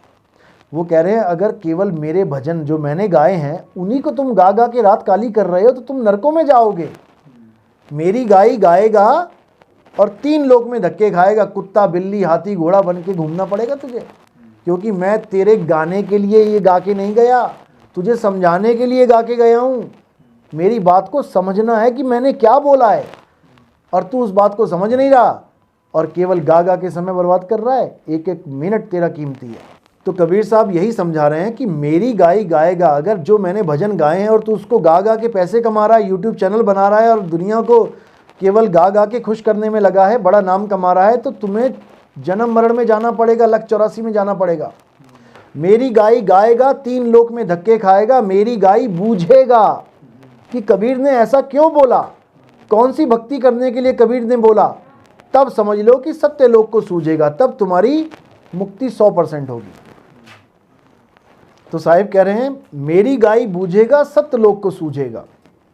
जो बातें मैंने बोली हैं, जो मैंने भजन गाए हैं, अगर तुमने उसको जान लिया कि क्यों गाए हैं, क्या रहस्य समझाना चाह रहा हूं, उस रहस्य को समझ लिया, तो तुम्हारी जन्म मरण से पीछा छूट जाएगा, मुक्ति हो जाएगी। लेकिन लोग नहीं समझ पाते और केवल कबीर का नाम यूज करके खुद भी उसी रास्ते पे चल पड़ते हैं, फेमस होने के, पैसा कमाने के, और दूसरों को भी उसी रास्ते में फंसा देते हैं कि तुम भी कबीर कबीर करते रहो, भजन गाते रहो, तुम्हारी मुक्ति हो जाएगी। ऐसा नहीं होता है। और आपने पूछा कि कबीर साहब के नाम पे कितने पंथ चल रहे हैं। मेन जो पंथ चल रहे हैं वो 12 पंथ हैं। कबीर साहब कहते हैं, 12 पंथ काल फुरमाना, भूले जीव न जाए ठिकाना, 13वें पंथ हम ही चले आएं और सब पंथ मेट के एक पंथ चलाएं। ये कबीर सागर में आज से 500 साल पहले एक ग्रंथ लिखा गया था। उसमें ये बताया गया कि मेरे नाम पे मुख्य 12 पंथ चलेंगे। वो 12 पंथ आज 12 से 12 लाख हो चुके हैं, यानी 12 प्रकार की अलग अलग भक्तियां मेरा नाम लेके करवाई जाएंगी। कोई कहेगा कबीर साहब ने नाम जपा था, राम राम जपो, राम राम जपो। कोई कहेगा कबीर साहब ने श्वासों का जाप करा, ओम सोहंग जपो, ओम सोहंग जपो। कोई कहेगा कबीर साहब ने 5 नाम जपे, कोई कहेगा कबीर साहब ने ये किया, कोई कहेगा कबीर साहब ने वो किया। ये 12 पंथ काल फुरमाना, यानी ये सब काल के मुंह में लेके जाएंगे तुम्हें। भूले जीव ना जाए ठिकाना, ये बेचारे जीव भूल में पड़ जाएंगे और अपने असली ठिकाने पर नहीं पहुंच पाएंगे। 13वें पंथ हम ही चले आए, इन्हीं 12 पंथों के बाद एक पंथ ऐसा चलेगा जिसमें मेरा असली ज्ञान आएगा, आत्म ज्ञान आएगा। वो सब प्रकार के ज्ञान को रिजेक्ट मार देगा। वो जप को, तप को, व्रत को, नित्य को, नेम को, पूजा को, पाठ को, हवन को, यज्ञ को, सबको रिजेक्ट मार देगा और केवल एक पंथ यानी असली सत्य को उजागर करेगा। वही मेरा असली पंथ होगा और उसी पंथ को हम चला रहे हैं। यह हमारा वही पंथ है जिसमें केवल एक सत्य की बात की जाती है। इसमें हिंदू, मुस्लिम, सिख, ईसाई का भेद नहीं है। इसमें ऊंची जात, नीची जात, छोटी जात का कोई भेद नहीं है। इसमें स्त्री, पुरुष और किन्नर का भेद नहीं है। इसमें केवल एक सत्य की बात है, एक आत्मा की बात है। आप भी आत्मा, हम भी आत्मा, सब आत्मा ही आत्मा है। बिना आत्मा के कौन है? कृष्ण जी ने ये नहीं कहा हे अर्जुन हिंदू की आत्मा अजर अमर अविनाशी है। आत्मा तो मुसलमान के पास भी है, आत्मा तो सिख के पास भी है, आत्मा ईसाई के पास भी है। और इसी आत्मा की वजह से हिंदू जय श्री राम बोलता है, इसी आत्मा की वजह से मुसलमान अल्लाह अकबर बोलता है, इसी आत्मा की वजह से वाहिगुरु वाहिगुरु एक सिख बोलता है और इसी आत्मा की वजह से गॉड गॉड एक ईसाई बोलता है। अगर ये आत्मा ना हो तो ना तो कोई जय श्री राम बोल पाए, ना ही अल्लाह बोल पाए, ना ही वाहिगुरु बोल पाए और ना ही कोई और अक्षर बोल पाए। लेकिन दुविधा की बात यह है, दुख की बात यह है कि बोले हुए अक्षरों के पीछे लोग गला कटाने को तैयार हैं और जिसकी वजह से बोल रहे हो उसको तुम जानते तक नहीं। मैं संप्रदाय का नाम क्या है गुरुजी? इस संप्रदाय का नाम है यथार्थ कबीर पंथ। ये कबीर पंथ है। कबीर पंथ का मतलब ये नहीं कि कबीर साहब के नाम पे कुछ लोग इकट्ठे हो गए और कबीर पंथ बना दिया। पंथ का मतलब होता है गुटबाजी, लेकिन एक अर्थ और होता है, पंथ का मतलब होता है रास्ता। रास्ता। आज पंथ के नाम पे गुटबाजी चल रही है। आज 20, 50, 100 लोग मिलके कहते हैं हम कबीर पंथी हैं, हम नानक पंथी हैं, हम ये पंथी हैं, हम वो पंथ। अरे भाई, पंथ का मतलब है रास्ता। जो कबीर साहब ने रास्ता बताया है, अगर तुम उस पर चलते हो तब तुम कबीर पंथी हो, नहीं तो नहीं हो। अच्छा, ये संप्रदाय आप ही ने शुरू किया? नहीं, ये कबीर साहब ने, क्योंकि मैं इसीलिए पूछ रहा हूँ कि वो श्लोक आपने दोहा हमारी आपने जो परंपरा कहा है ना, था, परंपरा चल रही हाँ, है। जो दोहा आपने अभी जिक्र किया था उसमें ये कहा कि 13वें कबीर पंथ हम ही चले आए। हाँ, वही 13 में तो वही आएंगे। वो कैसे आएंगे उनका भेद बता देता हूं मैं। क्योंकि कबीर साहब कोई शरीर नहीं है कि वो शरीर रूप में आएंगे। कबीर ज्ञान है, वो ज्ञान रूप में आएंगे। इसीलिए कबीर साहब ने कहा, कबीर साहब की वाणी है, कहते हैं साहिब कबीर का सब घट वासा, गुपत प्रगट कुछ अजब तमाशा, जहां संत तहां प्रगट भयहूं और जहां असंत गुपत वहां रहूं। बस इसी को समझना है। साहिब कहते हैं जहां पर सत्य ज्ञान चल रहा है प्रगट हूं मैं वहां पर, क्योंकि मैं ही सत्य हूं। इसीलिए कबीर साहब के आगे सत्य कबीर लिखा जाता है। उनका नाम है सत्य कबीर। क्योंकि अगर केवल कबीर बोलोगे तो कोई भी दाढ़ी मूछों वाली फोटो दिखा देगा कि ये कबीर है। लेकिन जब कबीर के आगे सत्य लगा दिया, अब शरीर का खेल खत्म।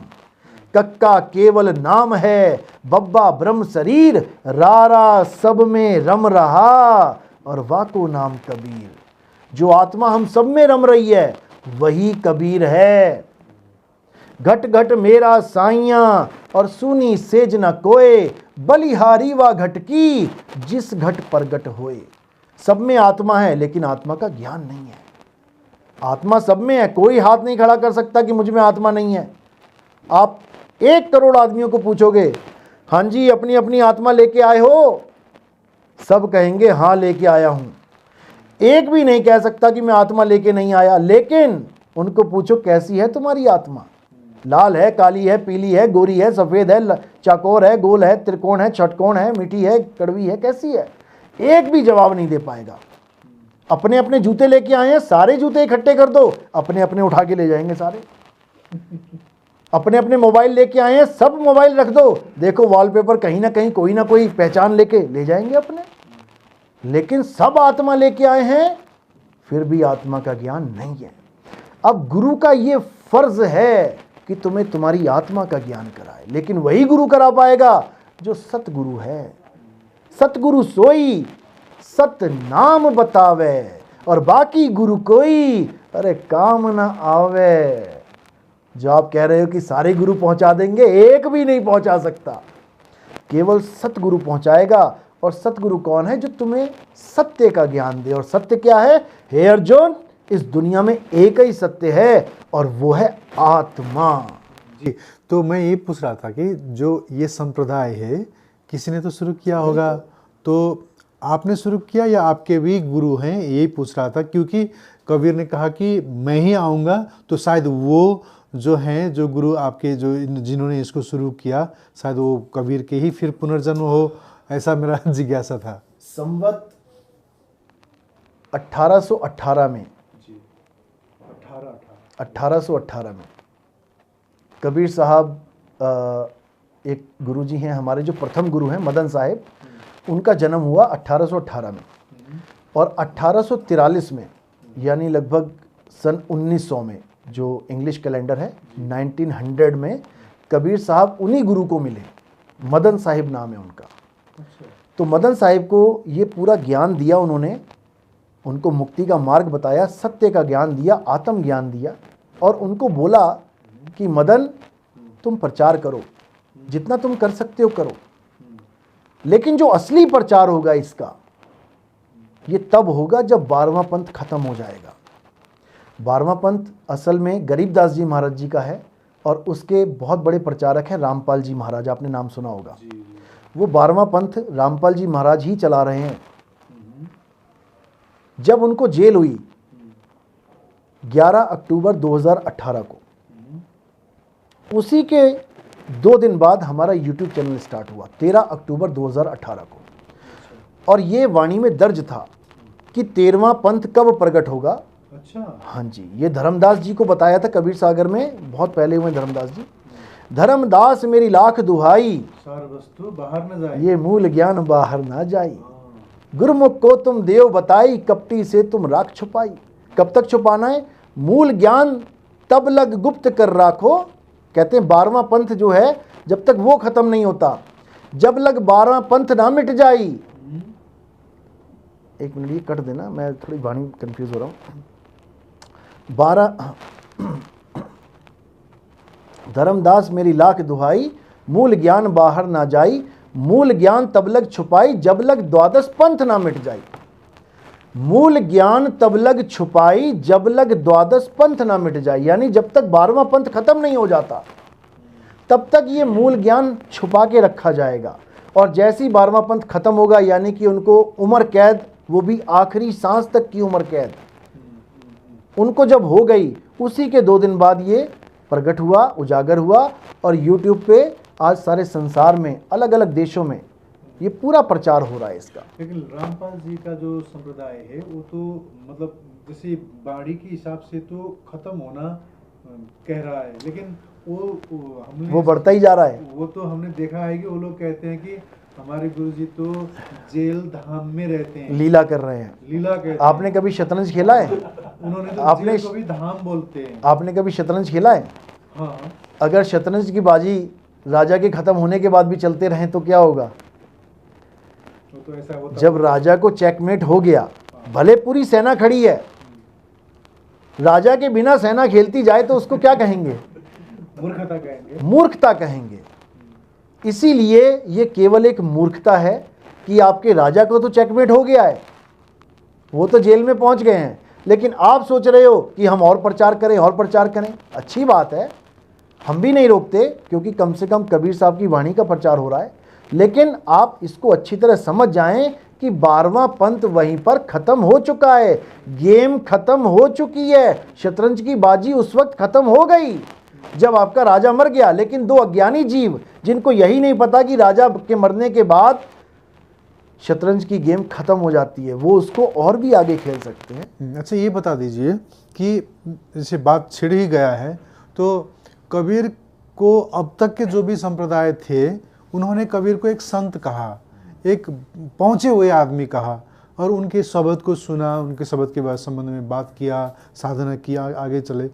लेकिन जब ये संप्रदाय आया तो कबीर को भगवान बना दिया, और उनको वो कृष्ण से भी ऊपर, राम से भी ऊपर, वो तो सब मतलब झाड़ू मारने वाले हैं, कुछ भी नहीं है, खाली ये ही एक है, कबीर परमात्मा ही है। ऐसा जो नैरेटिव अभी बाजार में ये लोग बता रहे हैं और उनके संबंध में पता नहीं कहाँ कहाँ से वो प्रमाण उतार के ले आते हैं, कुछ कहना प्लीज। उनके लिए कबीर साहब ने एक ही बात करी है कि राम कबीरा एक हैं और कहन सुनन में दो, दो करके वो जानते जिन्हें सतगुरु मिला ना हो। जिनके जीवन में सतगुरु आ गया उसके लिए राम, कृष्ण, हनुमान, भोले शंकर, हम तुम सब एक हैं। और जिसके जीवन में सतगुरु नहीं आया वो केवल काया को देख के अलग अलग मान बैठा है। कृष्ण अलग हैं, अर्जुन अलग हैं, राधा अलग है, सीता अलग है, राम अलग है, विभीषण अलग है, रावण अलग है, दुर्योधन अलग है। ऐसा नहीं है। जिसको आप देख रहे हो वो 5 तत्व हैं। हवा पानी आग धरती आकाश, हवा पानी आग धरती आकाश, हवा पानी आग। जब पांचों तत्व एक से ही हैं तो तुम अलग कैसे कर दिए तुमने? मैदा एक पकवान बहुत, एक ही मैदे के 10 आइटम बनी है। अज्ञानी क्या कहेगा डिजाइन देख के, अरे ये मटरी है, ये मट्ठी है, ये फलाना है, ये फलाना है। और ज्ञानी क्या कहेगा, अरे ये सब मैदा ही है। इसी प्रकार ज्ञानी जीव कभी भी कबीर साहब को, नानक साहब को, कृष्ण जी को, हनुमान जी को आत्म दृष्टि से देख के अलग नहीं कह सकता जी। बहुत से प्रश्न है, इसलिए मैं थोड़ा दौड़ना चाहता हूँ। जैसे कबीर के जीवन का जो अंत हुआ था, इसके संबंध में बहुत से लोग बहुत बात कहते हैं। और मीरा के संबंध में भी, जब मीरा मंदिर में चली गई और एक मूर्त को उन्होंने पकड़ लिया, फिर दरवाज़ा लोगों ने खोला तो देखा कि वहाँ पर कुछ भी नहीं था। वैसे ही कबीर का भी जब समाधि होने वाला था तो उनका शरीर पड़ा हुआ था, फिर मुसलमान और हिंदू थे तो लड़ रहे थे। फिर दरवाज़ा बंद करके जब दरवाज़ा खोल के अंदर चले गए तो वहाँ पर खाली फूल ही फूल था और किन लोगों लाश ने, नहीं थी। हाँ, लाश नहीं थी, समाधि बनाया और मज़ार बनाया। ये बिल्कुल सत्य घटना है। है। तो ऐसा होता है क्या? ये तो मतलब सबके साथ नहीं होता। हाँ, इसीलिए असल में हुआ यही यही हुआ है, लेकिन सबके साथ नहीं होता। कोई कहे मीराबाई के साथ होगा, नहीं होगा। क्यों? कारण है इसके पीछे। मीराबाई का 5 तत्व का शरीर माँ बाप से पैदा होके आया है। क्या उनके माता पिता नहीं थे? तो जब माता पिता से शरीर लिया है तो शरीर प्रकृति को सौंप के ही जाना पड़ेगा। पंच भौतिक शरीर पंच भौतिक तत्वों में ही लीन होता है। कृष्ण जी का क्यों नहीं गायब हो गया? कृष्ण जी का गायब नहीं हुआ तो मीरा का कैसे गायब हो गया? भगवान का शरीर गायब नहीं हुआ, पैर में तीर लग के उसका अंतिम संस्कार करना पड़ा, और भगत का शरीर गायब हो गया। ऐसे कैसे? कबीर साहब के सिस्टम अलग है। क्या लगता है आपको, मीरा का शरीर कहाँ गया होगा? इन लोगों के साथ साजिश की गई थी। मीराबाई, रविदास जी के साथ, रविदास जी का भी शरीर नहीं मिला।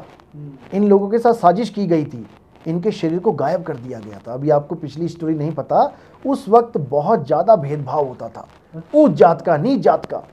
रविदास जी हरिजन थे, चमार थे, और ऐसी ऐसी वाणियाँ, ऐसे ऐसे ग्रंथ लिखे थे कि सब उनको ब्राह्मणों से भी श्रेष्ठ मानते थे। तो वहाँ पर जलन, ईर्ष्या, द्वेष, घृणा सब था।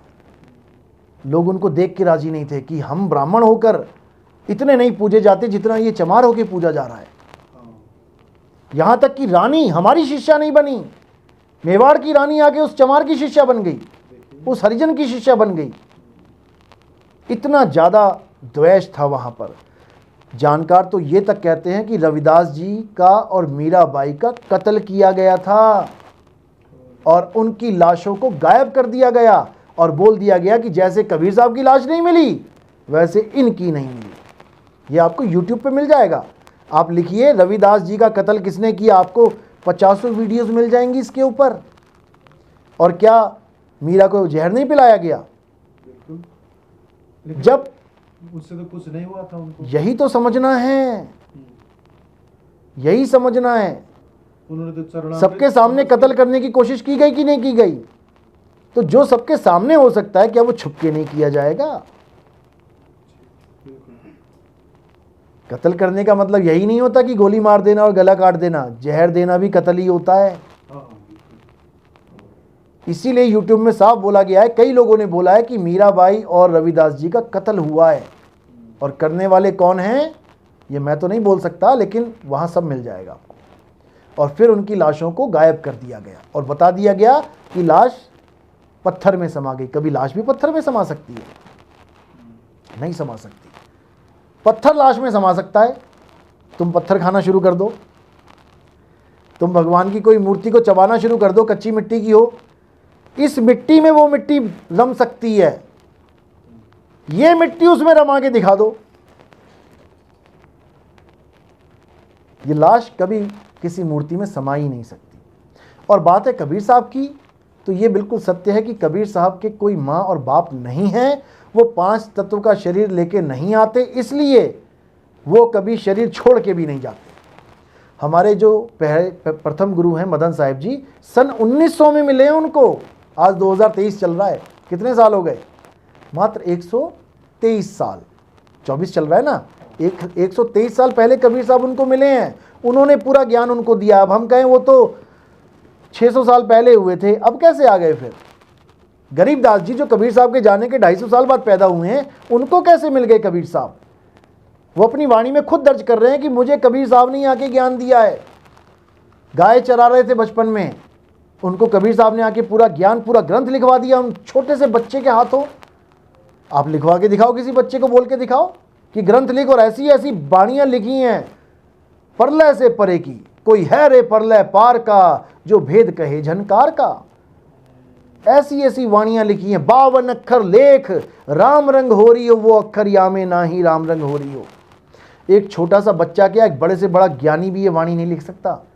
गरीबदास जी ने लिखा है कि 52 अक्षर लेख, जो हम ये अक्षर लिख रहे हैं ये सब लेख हैं, ये भगवान का नाम नहीं है। 52 अक्षर लेख, राम रंग होरी हो वो अक्षर यामे नाही। जो असली परमात्मा का नाम है वो किसी भाषा में आता ही नहीं है, क्योंकि असली परमात्मा का नाम कोई अक्षर नहीं है, कोई नाम नहीं है, वो आत्मा है। तो आपका कहना है कि समय समय पर कबीर ने आके मिले हैं? बिल्कुल, समय समय पर वही आते हैं, उनके अलावा कोई आता ही नहीं है। राजा में राम और सब राई हैं, गुरु में कबीर और सब गुरु भाई हैं। ये नानक साहब, रविदास जी महाराज, तुकाराम जी, संत ज्ञानेश्वर जी, जितने भी A to Z संत हैं, ये सब कबीर साहब के शिष्य हैं। लेकिन लोग इन बातों को नहीं मानते। मत मानो।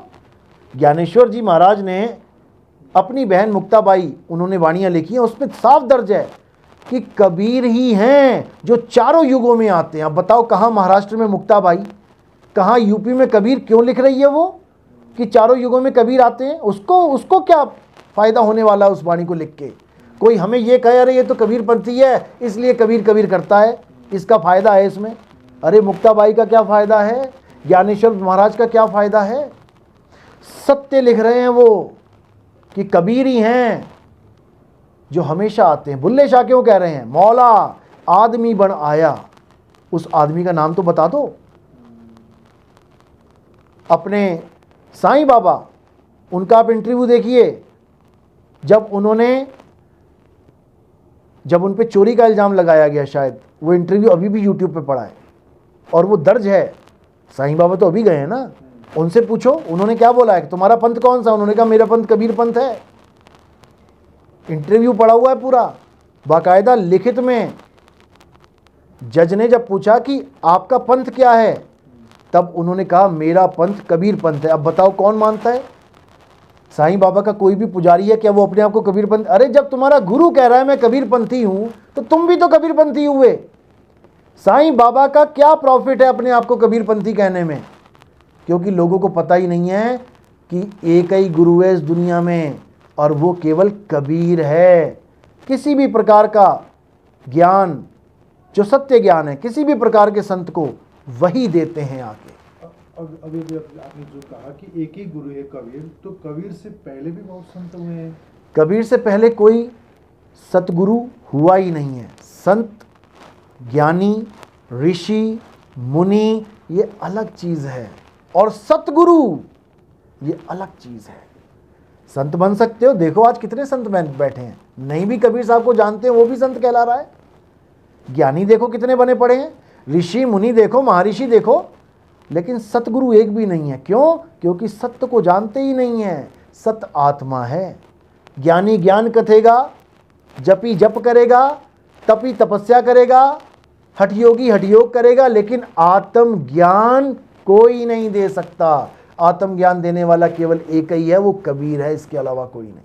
अच्छा, तो एक बात बताइए कि नाद के संबंध में भी आपने थोड़ा थोड़ा कम बीच बीच में बताया है।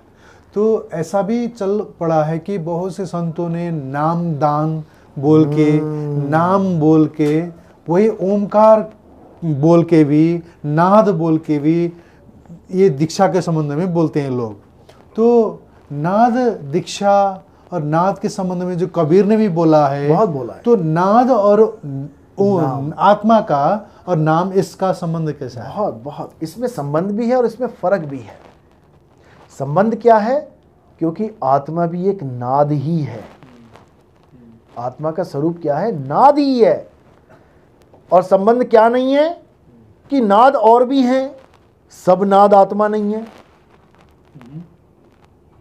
मेरा एक नाम है, मेरा नाम है, बिल्कुल है, लेकिन सब नाम मेरे नाम नहीं है, मेरा एक नाम है। इसी प्रकार आत्मा भी एक नाद है। और आत्मा के अलावा और भी बहुत सारी नादें हैं। ओम एक नाद है, ओमकार ओम नाद है। कोई मृदंग बजे, कोई बांसुरी बजे, कोई वीणा बजे, कानों में उंगलियां डाल के अनहद नाद सुनना, ये भी एक नाद है, लेकिन आत्मा नहीं है। कबीर साहब ने इसका भेद बताया। जाप मरे अजपा मरे, अनहद भी मर जाए, सुरत समाए शब्द में, वाको काल न खाए। बहुत गुप्त भेद है इसमें। साहिब कह रहे हैं मेन 4 प्रकार के गुरु तुम्हारे जीवन में आएंगे। पहला गुरु आएगा जो जाप देगा। हिंदी भाषा वाला गुरु है, हिंदी में देगा। उर्दू वाला है, उर्दू में देगा। अंग्रेजी वाला, अंग्रेजी। जापानी वाला, जापानी में। चाइनीज़ वाला, चाइनीज़ में। किसी भी भाषा का गुरु है, कोई ना कोई आपको मंत्र दे देगा, जैसा चेला उसको मिल गया, लेकिन उससे कल्याण नहीं होगा। जाप मरे, क्योंकि ये सारे नाम तुम बोल रहे हो, तुम्हारी वजह से ये सारे नाम चल रहे हैं। जैसे ही तुम्हारे प्राण पखेरु उड़ गए, ये सारे नाम तुम्हारे साथ ही खत्म हो जाएंगे। तो जाप मरे। अब अजपा मरे। अजपा क्या? जो श्वासों का अजपा जाप चल रहा है। सो हंग कब तक? कब तक चलेगा ये? जब तक मृत्यु नहीं होगी। तो जैसी मृत्यु होगी ये भी खत्म। जो खत्म हो गया वो मर गया। जाप मरे अजप्पा मरे, अनहद भी मर जाए। अब अनहद का क्या मतलब होता है? अनहद नाद होता है जो कानों को बंद करके अंदर धुनों को सुनना, जो हद के बाहर है। हाँ, जो हद से बाहर, यानी ये हद है, ये काया ही हद है, पैर से लेके सिर तक। लेकिन वो नाद 24 घंटे चल रही है, हद से परे है, लेकिन उसका भी अंत हो जाता है। इसीलिए बोला अनहद भी मर जाए। तो अनहद में और आत्म ज्ञान में, यानी आत्मा के शब्द में और अनहद शब्द में क्या फर्क है, अच्छी तरह समझ लो। कबीर साहब अपनी वाणी में कहते हैं, अनहद बाजा जम का थाना, पांचों तत्व करे घमसाना। ये 5 तत्व जो अंदर हैं तुम्हारे बॉडी में, यही अपनी आवाजें सुना रहे हैं तुम्हें, आपस में टकरा टकरा के। जैसे आप दिल पे कान लगाओ, 24 घंटे चलेगा दिल, आवाज सुन सकते हो, लेकिन कब तक? 24 आवर चल रहा है ना, कब तक? जब तक मृत्यु नहीं हो गई। मृत्यु हो गई, अब लगाओ कान, मर गया ना। जो 24 घंटे चल रहा था, जिसको हम कह रहे थे ये तो रुकता ही नहीं है, ये तो बेहद है, वो भी रुक गया। तो साहिब कह रहे हैं, अनहद बाजा जमका थाना, पांचों तत्व करे घमसाना। अनहद बाजा विधि विधि बाजे, सार शब्द न्यारी धुन गाजे। अब इन दोनों में डिफरेंस बता रहे हैं। अनहद बाजा विधि विधि बाजे, अलग अलग तरीके से बजेगा ये। कोई कह रहा ओम बजेगा, कोई कह रहेगा अलग अलग बज रहा है, अलग अलग तत्वों की आवाज आ रही है, अलग अलग शंख बज रहा है, बादल गरज रहा है, बीणा बज रही है, बांस, ये सब जो बदल रहा है, साहिब एक ही लाइन में समझा रहे हैं, जो बदले सो माया संतों, जो बदले सो माया। कोई भी आवाज बदल रही है और तुम सुन रहे हो बदलती जा रही है, तो ये माया है, छोड़ उसको, भले कितना मधुर हो। अब इसको बिल्कुल अलग कर दिया साहिब ने। जाप मरे अजपा मरे, अनहद भी मर जाए, सूरत समाए शब्द में। अब ये शब्द क्या है? वा को काल ना खाए, ये शब्द ही सार शब्द है। सार यानी जिसका कभी नाश नहीं होता। सतगुरु ऐसा चाहिए जैसा सूप सुहाए, और सार सार तो गही रहे, थोथा दे उड़ाए। सतगुरु वो होता है जो तुम्हें सत्य के साथ जोड़ दे और असत्य को उड़ा दे। अब असत्य क्या है? ये काया असत्य है क्योंकि बदल रही है, माया है। ये मंदिर मस्जिद गुरुद्वारे असत्य हैं, ये सारी मूर्तियां, ये मंत्र जंत्र तंत्र, ये सब असत्य है। और सत्य क्या है? हे अर्जुन, केवल आत्मा ही सत्य है, और उस आत्मा का ज्ञान प्राप्त करने वाले को ही सत्य सनातनी कहते हैं। और जो सत्य सनातनी नहीं है वो हिंदू हैं। क्योंकि हमारे समाज में हमें यही नहीं समझ में आया आज तक कि हमें हिंदू होना है या सनातनी होना है। इसमें बहुत बड़ा फ़र्क है, लेकिन हमें कोई बताने वाला नहीं मिल रहा है। क्या होता है हिंदू और क्या होता है सनातनी, इसका फ़र्क आपको समझाते हैं। गीता में इसके बारे में क्या बोला गया है। जो लोग देवी देवताओं की पूजा करते हैं वो हिंदू कहलाते हैं हमारे समाज के हिसाब से। यानी हिंदू धर्म क्या कहता है कि हिंदू देवी देवताओं की पूजा करना ही हिंदू धर्म है। जबकि गीता में अध्याय 7 23वें श्लोक में हिंदू देवी देवताओं की पूजा करने वालों को क्या बोला गया है, किस शब्द से नवाजा गया है, आप देखेंगे, उसको पढ़ेंगे, आपको समझ में आएगा। वहां पर बुद्धिहीन, अल्प बुद्धि बोल के उनको समझाया गया है कि जो देवी देवताओं की पूजा करते हैं वो अल्प बुद्धि हैं। देवी देवताओं की पूजा करने वालों का फल सीमित और क्षणिक होता है, और देवताओं की पूजा करने वाले देवलोक को जाते हैं, पितरों की पूजा करने वाले पितरलोक को जाते हैं, भूतों की पूजा करने वाले भूतों के लोक में जन्म लेते हैं। हे अर्जुन, ये तीनों ही मुझे प्राप्त नहीं कर सकते। देवताओं की पूजा करने वालों को बुद्धिहीन बोला गया है, हिंदू को बुद्धिहीन बोला गया है, और बुद्धिमान किसे बोला गया है?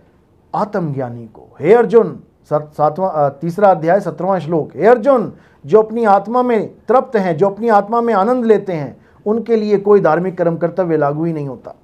यानी उन्हें किसी देवी देवता की पूजा करने की जरूरत नहीं है। जबकि हमें ये पहले से पता है कि कृष्ण जी ने एक बार पूरा पहाड़ उठा लिया था।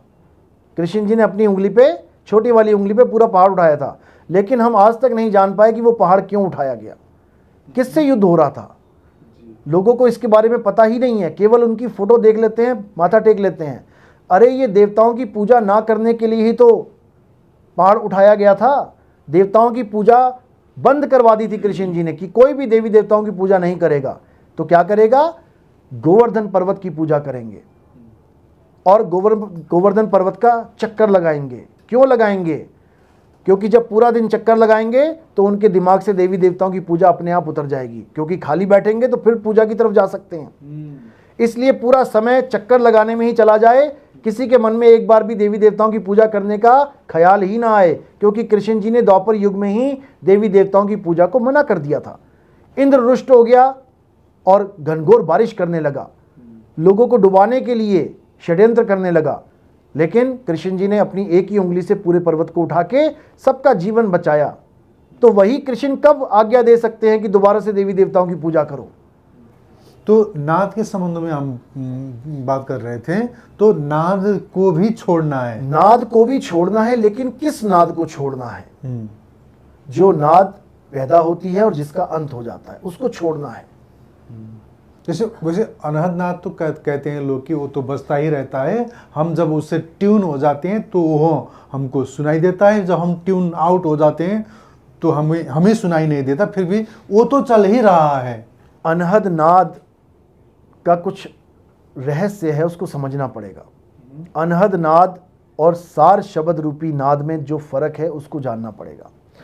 अनहद नाद जो हमें सुनाई देता है वो घटता और बढ़ता है, उसकी आवाज़ घटती भी है और बढ़ती भी है, उसकी आवाज़ बदलती भी है।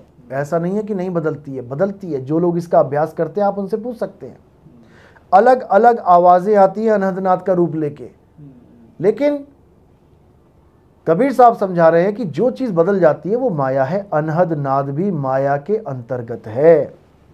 जो असली वस्तु है वो है आत्मा की निज आवाज, आत्मा का निज स्वरूप, अनहद नाद 3 गुणों के अंतर्गत आता है। तो आवाज कैसा है आत्मा का? निज आवाज जो आत्मा की है वो जब गुरु भेद समझाता है उसके द्वारा जब आप भक्ति करते हो। और आपने ये भी कहा था कि हम नाम दान देते हैं। हाँ, तो नाम कैसा दान। आप कैसा नाम दान बिल्कुल, देते हैं? नाम दान का मतलब समझ लें पहले। नाम दान का मतलब होता क्या है? नाम का मतलब होता है आत्मा। जी। नाम का मतलब है आत्मा। नाम का मतलब अक्षर नहीं है। अक्षरदान अलग चीज है और आत्मा दान यानी आत्म ज्ञान का दान अलग चीज है। नाम का मतलब है आत्मा, लेकिन लोगों ने नाम बना दिया अक्षर, इसलिए नाम के आगे लिखना पड़ता है सतनाम। आपने कई जगह देखा होगा सतनाम। नाम और सतनाम में फर्क बताने के लिए आगे सत लगाया जाता है, क्योंकि जब केवल नाम बोलोगे तो हिंदी के नाम, उर्दू के नाम, फारसी के नाम, पंजाबी के नाम, लेकिन जब सतनाम बोलोगे तो केवल एक ही नाम है और वो है सत्य यानी आत्मा, क्योंकि सत्य ही असली नाम है। इसीलिए कहते हैं राम नाम सत्य है। राम नाम, राम क्यों नहीं बोलते हैं कि राम नाम राम है? आपका नाम क्या है? सुभाष। आपने बोला मेरा नाम सुभाष है, तो राम क्या बोलेंगे? मेरा नाम राम है। तो हम क्या बोलेंगे? राम का नाम राम है। लेकिन हम ऐसा नहीं बोलते कि राम नाम राम है, हम बोलते हैं राम नाम सत्य है। सत्य बोले गत है, राम बोले गत है नहीं, क्योंकि राम भी तब आया है जब, राम का नाम तब आया है जब रा और मां की खोज हुई। यानी कौन सी लाइन की खोज हुई? या रा ला वा शा। अगर ये लाइन ही ना खोजी जाती, पा फा बा भा मा, ये लाइन ही ना खोजी जाती, तो रा और मां लिख के दिखा दो तुम, कोई नहीं लिख सकता। ये सारे अक्षर 52 अक्षर हैं। आप नेट पे सर्च करोगे संस्कृत भाषा के 52 अक्षर, हिंदी भाषा के 52 अक्षर, ये सारे आ जाएंगे। अब जो परमात्मा का नाम है वो इन 52 अक्षरों में नहीं है। कबीर साहब कहते हैं 52 अक्षर जीव आधारा, आदि अक्षर जीभ्या से न्यारा, वाही को सत्य सिमरण कहिए। इन नामों को जपना सिमरण कहलाएगा और उस नाम को याद करना सत्य सिमरण कहलाएगा, क्योंकि वो सत्य है। इन नामों की जरूरत नहीं है। वाही को सत्य सिमरण कहिए, सिमर सिमर नर उतरो पारा। ये 52 अक्षरों से परमात्मा मिलने वाला नहीं है, ना ही आत्मा का ज्ञान होने वाला है। कबीर साहब गुरु ग्रंथ साहब में भी कह रहे हैं 52 अक्षर जोरे आन, सकिया न अक्षर एक पहचान। कबीर साहब कह रहे हैं उस एक अक्षर को जान लो। अक्षर यानी अविनाशी, शर यानी नाशवान, आगे आ लगा दिया, अक्षर यानी अविनाशी। और अविनाशी कौन है? केवल एक ही अविनाशी है, और वो क्या है? हे अर्जुन, आत्मा अविनाशी है। उस आत्मा को जान लो। बहुत अच्छा लगा महाराज जी आपसे बोलकर, बहुत अच्छा लगा आपसे जो इंटरव्यू करने की जो अवसर मिला। जीवन जी धेरै धेरै धन्यवाद हजुरलाई। बहुत अच्छा लगा। नेपाल के जो दर्शक है, आध्यात्मिक लोग हैं, उनको कुछ आशीर्वचन, बिल्कुल मेरा यही कहना है सारे संसार वासियों से, केवल नेपाल के भक्तों से नहीं। सारा संसार एक है, हम सब एक हैं। ये पूरा संसार एक परिवार है, वसुधैव कुटुंबकम। कभी भी जात पात में, कभी भी धर्म में भेद मत करें। अलग अलग रास्ते, आप कह रहे हैं कि बहुत से अलग अलग रास्ते हैं, तो ठीक है, सबको अलग अलग रास्ते वाला ही मान के चलो कि सब एक ही रास्ते पे पहुंचना चाह रहे हैं, तो मतभेद ना करें। और जो असली धर्म है हमारा, वो इंसानियत हमारा धर्म है। हमारा धर्म हिंदू मुसलमान सिख ईसाई नहीं है। ये तो तब बने हैं जब हमने ये पढ़ाइयाँ सीख लीं, ये ग्रंथ रट लिए। एक समय ऐसा था जब ग्रंथ भी नहीं लिखे गए थे, जब कोई अक्षर भी नहीं थे, तब हम इंसान थे। इसलिए हमारा सबसे बड़ा धर्म इंसानियत है। इंसान को इंसान से प्रेम करना चाहिए। परमात्मा एक है और वो सबका है। सबको एक दृष्टि से देखना चाहिए। हम सब एक हैं और सदा एक रहेंगे। इसी के साथ मैं अपनी वाणी पे विराम देता हूँ, और अगली बार आएंगे तो ज़रूर मुलाकात होगी आपसे। और भी आगे का ज्ञान आप सुनना चाहते हैं, समझना चाहते हैं, तो हमारा YouTube चैनल कहत कबीर सुनो भाई साधो नितिन दास, आप ये लिखेंगे, आपके सामने आ जाएगा। या फिर आप केवल इतना लिखेंगे नितिन दास के सत्संग, तो आपको हमारे सत्संग सीरियल से मिलने शुरू हो जाएंगे। गूगल पे अगर आप प्ले स्टोर पे एप्लीकेशन डाउनलोड करना चाहते हैं तो हमारी एप्लीकेशन का नाम है कहत कबीर सुनो भाई साधो। आप केवल इतना लिखेंगे तो वहाँ पर एप्लीकेशन आ जाएगी, आप उसको इंस्टॉल करें और उसमें 1 नंबर से सत्संग दिए गए हैं, 1 2 3 4 5 6 करते हुए उन सत्संगों को सुनते रहें और एक एक करके आगे बढ़ेंगे तो आपको हर चीज़ समझ में आएगी। और परमात्मा से यही अरदास करता हूँ कि इतना विवेकशील बनाए आपको, इतना विवेक दे परमात्मा कि मेरी कही एक एक बात पर आप पूर्ण विचार कर सकें और सत्य असत्य का निर्णय कर सकें। क्योंकि सच्चा गुरु वो होता है जो झूठ को छुड़वा दे और सत्य को लखा दे। सोई गुरु पूरा कहावे, जो 2 अक्षर का भेद बतावे, एक छुड़ावे। इंसानों के द्वारा बनाए गए ये अक्षर, ये मंत्र छुड़ा दे, एक लखावे। वो जो अक्षर स्वयंभू है, जो परमपिता परमात्मा आत्मा है, उसका भेद बता दे और आपका जन्म मरण सदा सदा के लिए खत्म करवा दे। इसी के साथ मैं वाणी पे विराम देता हूं। नमस्कार।